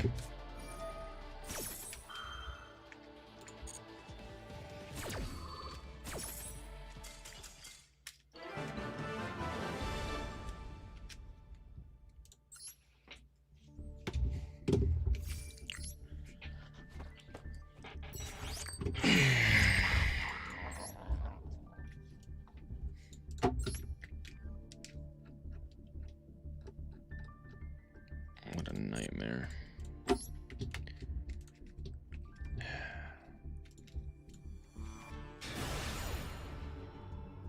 Alright, next loss and I'm done, or if I rank up. Those are the two options.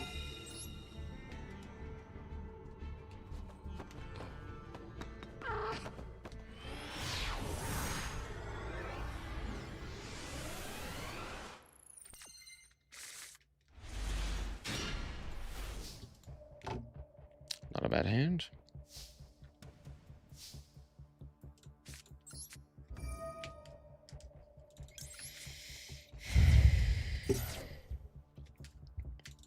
And it got infinitely worse. Wild.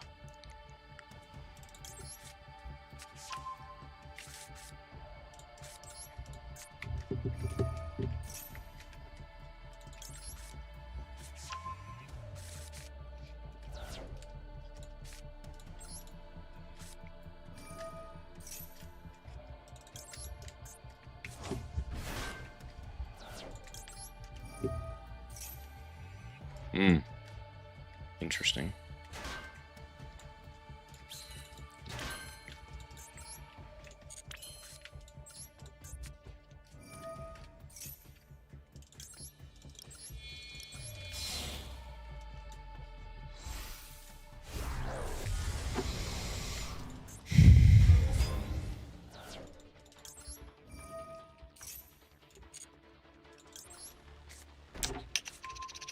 Set a spell, set a trap.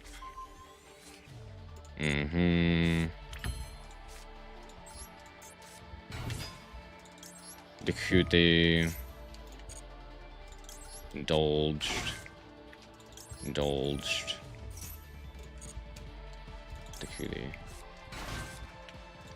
Add Morningstar.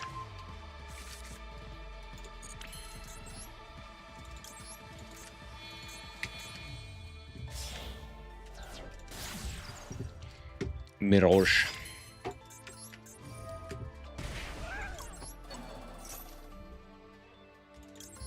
This guy.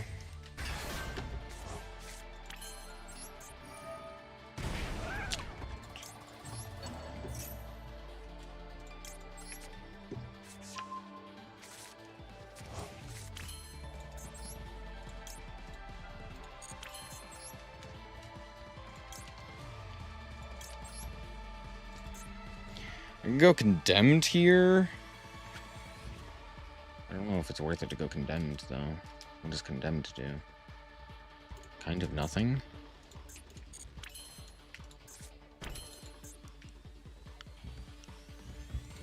Yeah, let's pass.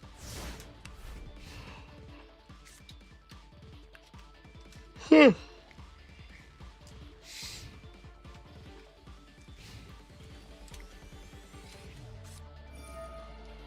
course. How fun. Yeah, sure.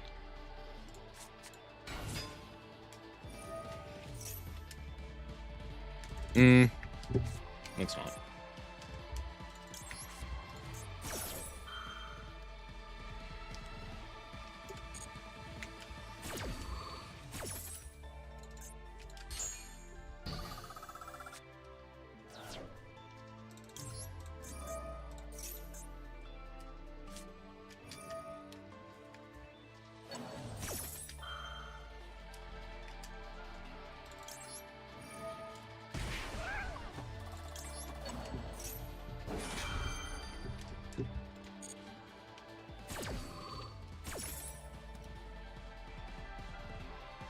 Could go El Primero, nuke the field. Does that do anything? Kind of not really.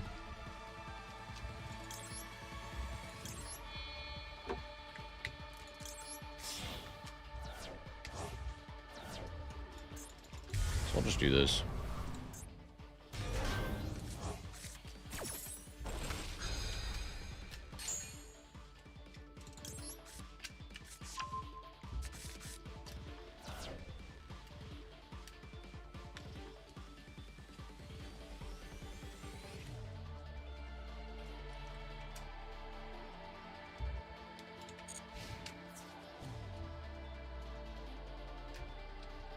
Nah.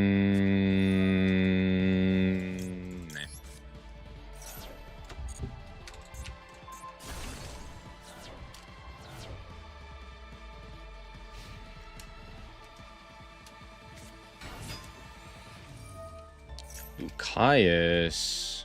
Nah.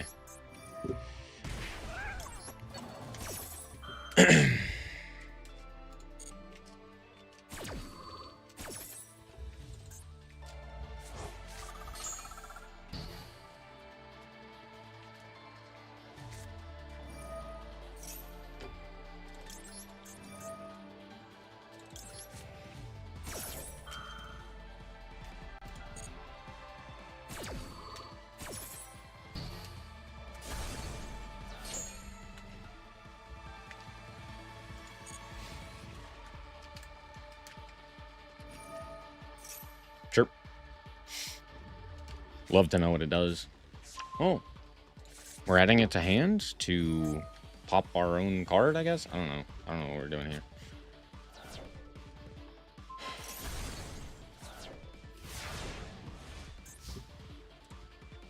Sure. You know I have Forbidden Crown, right?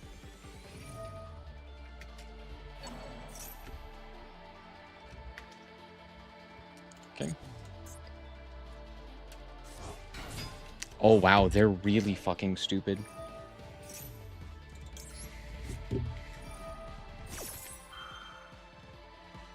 Had they put it sideways, I might not have been able to beat it, but they didn't.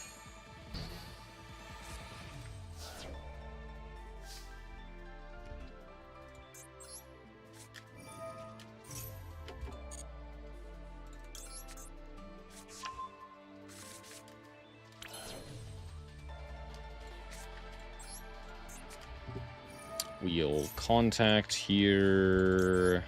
This guy. Affected this guy. Summon this guy.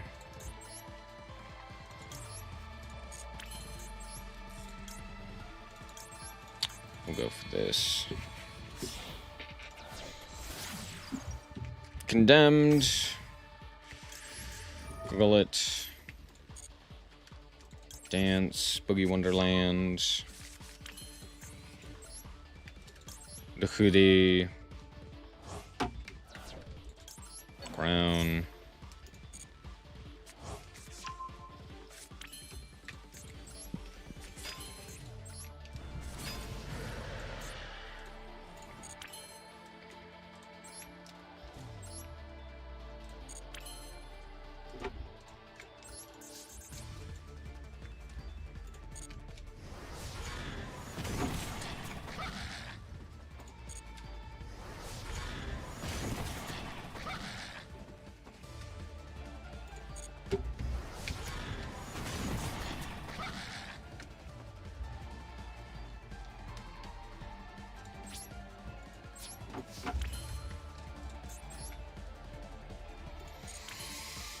Okay, let's do this.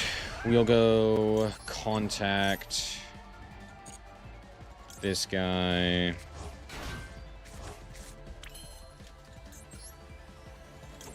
Into this one.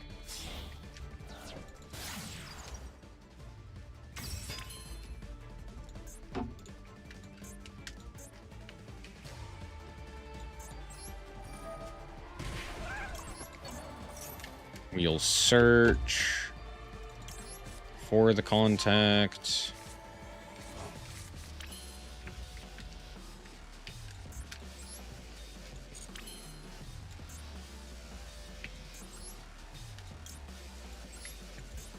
And then do this here. And then do this here.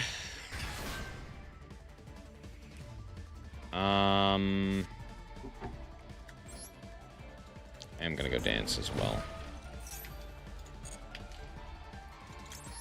For Evening Star 2.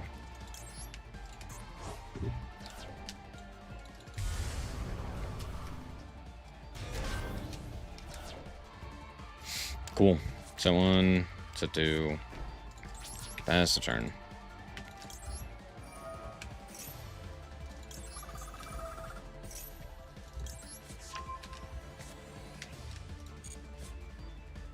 Comedy.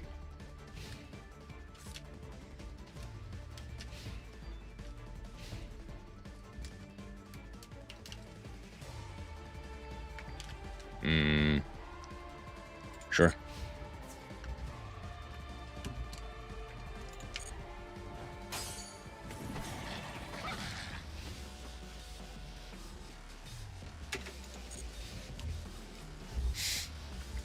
Cool.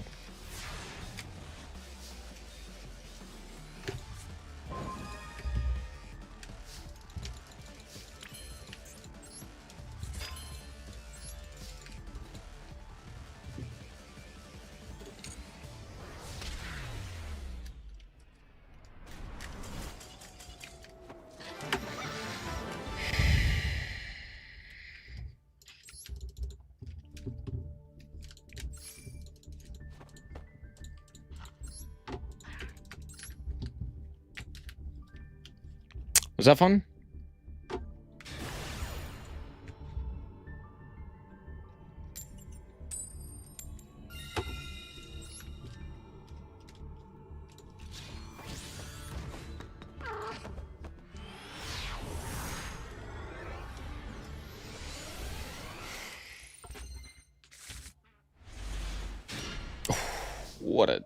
What a hand. I love hands that are entirely reliant on one singular card. That's why I play Darklord. Yep. Oh, it resolved. Holy.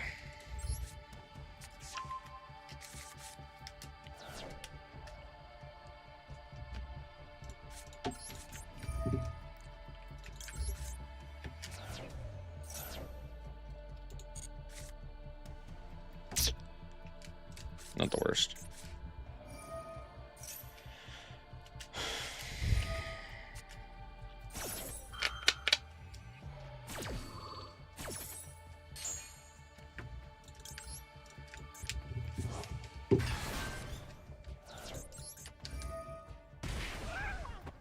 Fun.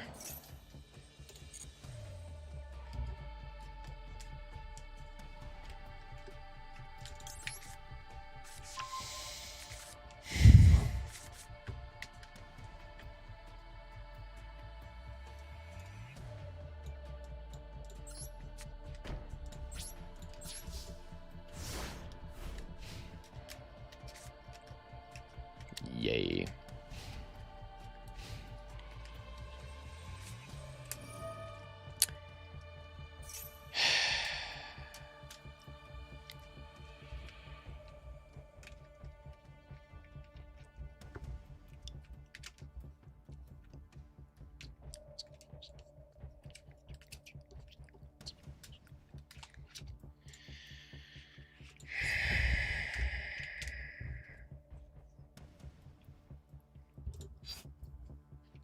Yeah, that's fine. Mm-hmm.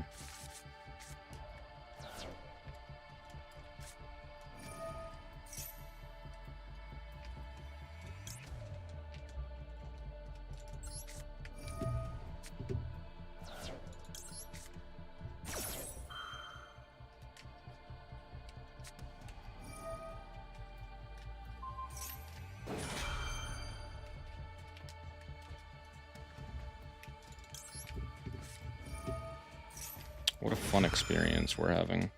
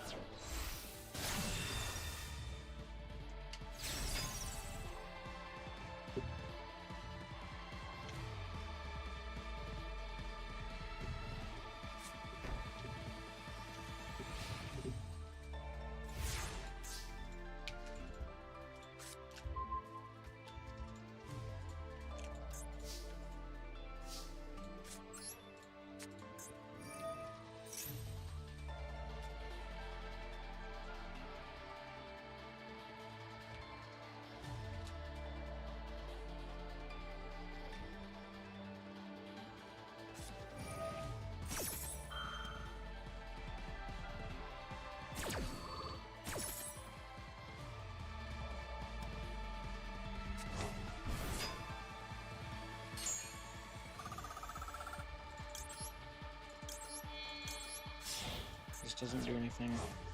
I don't know why they did this.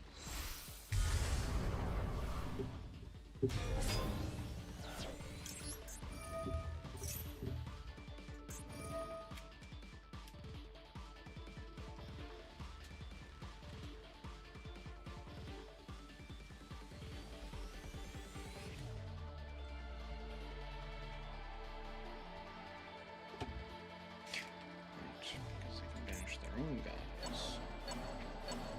Immediately kill me.